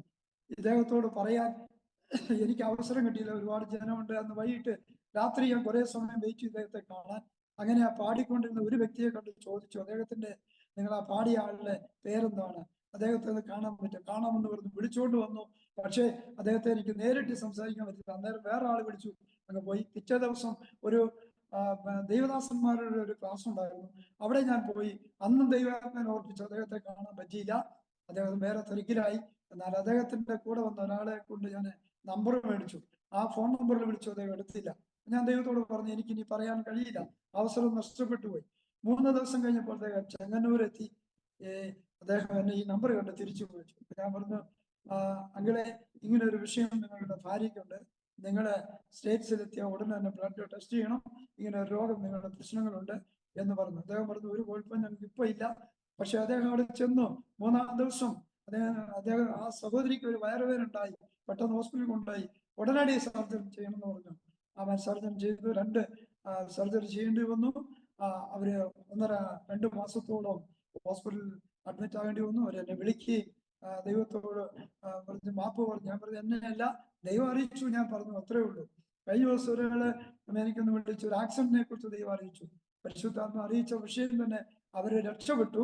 പക്ഷെ ആ വണ്ടിയെല്ലാം ഫുള്ള് അവർ ഡാമേജ് ആയിപ്പോയി. ഒരു ആക്സിഡന്റ് ദൈവം എന്നെ അറിയിച്ചു. അങ്ങനെ തന്നെ സംഭവിച്ചു. അതൊക്കെ ഓരോ ദൈവം തരുന്ന ദർശനമാണ്, വെളിപ്പാടുള്ള ആ കൃപാവര ശുശ്രൂഷകളെ ദൈവം ഇന്നും നടത്തുന്നു. എന്നും ശക്തിയോടെ ദൈവാത്മാവ് ഉപയോഗിക്കുന്നുണ്ട്. ഏത് വ്യക്തികൾ കടന്നു വന്നാലും അവരെ കുറിച്ചുള്ള ആലോചനയും ആര് വിളിച്ചാലും അവർക്ക് വേണ്ടി പ്രാർത്ഥിക്കുക എന്നുള്ളതാണ് എൻ്റെ ഭാര്യയും ഞാനും ചെയ്യുന്നത്. കാരണം എൻ്റെ ഭാര്യ എന്നേക്കാൾ അധികമായി പ്രാർത്ഥിക്കുകയും ഉപവസിക്കുകയും ചെയ്യുന്ന ആളാണ്. ഇന്നും പ്രിയപ്പെട്ടവൾ ഉപവാസത്തിലാണ്. ഈ മീറ്റിങ്ങിന്റെ അനുഗ്രഹത്തിന് വേണ്ടി ഞാനും ദൈവത്തിന് ഉപവാസമാണ്. അങ്ങനെ ഞങ്ങളുടെ ഉപവാസവും പ്രാർത്ഥനയാണ് ഞങ്ങളുടെ മെയിൻ ശുശ്രൂഷ. അവൻ അപ്പോൾ പ്രത്യേകമായിട്ട് ഞാൻ നിങ്ങൾക്ക് വേണ്ടി ഒരു വാക്കിൽ പ്രാർത്ഥിക്കാം. പരിശുദ്ധനും നിത്യനുമായ സ്വർഗീയ ഞങ്ങളുടെ നല്ല ദൈവമേ, നന്ദിയോടെ സ്തോത്രം ചെയ്യുന്നു. ഈ അവസരം സ്വർഗത്തിലെ ദൈവമായി ഞങ്ങൾക്ക് ഒരുക്കി തന്നു. കർത്താവിന്റെ ജീവിതത്തിൽ ദൈവം എന്നെ നടത്തിയതും വിശ്വാസത്തിൽ വന്ന കാലവും ബാല്യകാലവും അതുപോലെ ഇപ്പോൾ ദൈവം നടത്തുന്ന കാലവും എന്നോടുകൂടെ പ്രവർത്തിക്കാൻ ഒരുക്കപ്പെട്ട പ്രിയ കേണൽ സാറും അതുപോലെ പ്രാർത്ഥനാ ടീമിലെ ഞങ്ങളുടെ പ്രിയപ്പെട്ട അംഗങ്ങളും ദൈവദാസന്മാരെയും ഞാൻ ഞങ്ങളുടെ മുമ്പിൽ ഇതിന് പിന്നിൽ പ്രാർത്ഥനയുണ്ട് അവര്. അതുപോലെ കർത്താവിന് അവസരം തന്ന ഡാനിയൽ ജോൺ പാസ്റ്റർക്കും അവൻ ദൈവത്തിന് സ്തോത്ര. അരോമ ടിവിയിലുള്ള എല്ലാ പ്രിയപ്പെട്ടവർക്കും അണിയറയിൽ പ്രവർത്തിക്കുന്ന എല്ലാ സഹോദരി സഹോദരന്മാർക്കും ഞാൻ ദൈവനാമത്തിൽ നന്ദി പറഞ്ഞ് കർത്താവിനെ സ്തുതിക്കുന്ന വലിയ ശക്തി ഈ അരോമ ടിവിയിലൂടെ അനവധി സാക്ഷ്യങ്ങൾ, ജീവിക്കുന്ന സാക്ഷ്യങ്ങൾ കേൾക്കുവാൻ ഇടയാകുന്നുണ്ടല്ലോ. അതിനായി ഓർത്ത് ഞാൻ ദൈവത്തെ സ്തുതിക്കുന്നു. ഈ അരോമ ടി വി ലോകം മുഴുവനും വ്യാപിക്കുന്ന ഒരു ടി വി ആണല്ലോ. എങ്കിലും ശക്തിയോടെ വരുന്ന ആളുകളിൽ ഉപയോഗിക്കുവാൻ കർത്താവിന്റെ ദാസനെയും അതിനായി ഉപയോഗിക്കട്ടെ എന്ന് പ്രത്യാശയോടെ ഞാൻ പ്രാർത്ഥിച്ച് പിതാവിന്റെയും പുത്രന്റെയും പരിശുദ്ധാത്മാവിന്റെ നാമത്തിൽ എല്ലാവിധ അനുഗ്രഹങ്ങളാലും നേർന്ന് കർത്താവ് അനുഗ്രഹിക്കണമെന്ന് പ്രാർത്ഥിച്ചുകൊണ്ട് ദൈവത്താണിരിക്കുന്നു. ദൈവം നമ്മെ എല്ലാവരെയും അനുഗ്രഹിക്കുമാറാകട്ടെ. ദൈവം സഹായിക്കട്ടെ. ആമേൻ, ആമേൻ. താങ്ക് യു കർത്താവിന്റെ ദാസൻ പാസ്റ്റർ മാത്യു പി ജെ അവറുകൾ. വളരെ അനുഗ്രഹിക്കപ്പെട്ട ഹൃദയസ്പർശിയായ ദൈവം നടത്തിയ അത്ഭുതകരമായ ജീവിതാനുഭവങ്ങളെ കുറിച്ച് ദൈവനാമ മഹത്വത്തിന് വേണ്ടി അരോമ ടി വി ശ്രോതാക്കളോടൊപ്പം പങ്കുവയ്ക്കുവാൻ സ്വർഗത്തിലെ ദൈവം കർത്താവിന്റെ ദാസന് കൃപ ചെയ്തതോർത്ത് ഞാൻ ദൈവത്തിന് മഹത്വം കരയേറ്റുന്നു. ഒരു കത്തോലിക്ക കുടുംബത്തില് 8 മക്കളിൽ 7ാമനായിട്ട് ജനിച്ച് വളർത്തപ്പെട്ട് കർത്താവിന് വേണ്ടി വിളിച്ചു വേർതിരിക്കപ്പെട്ട അനുഭവങ്ങൾ പങ്കുവച്ചു. ദൈവത്തിന്റെ ആ പ്രത്യേക തിരഞ്ഞെടുപ്പിന് ഓർത്ത് ഞാൻ ദൈവത്തിന് സ്തോത്രം ചെയ്യുന്നു. ആ വീട്ടില് ആ മാതാപിതാക്കന്മാർക്ക് 8 മക്കൾ ഉണ്ടായിരുന്നു. അതില് ആദ്യമായി ഒരുവനെ കർത്താവ് തിരഞ്ഞെടുത്തത് പ്രിയ മാത്യു പാസ്റ്ററാണ്. സ്തോത്രം.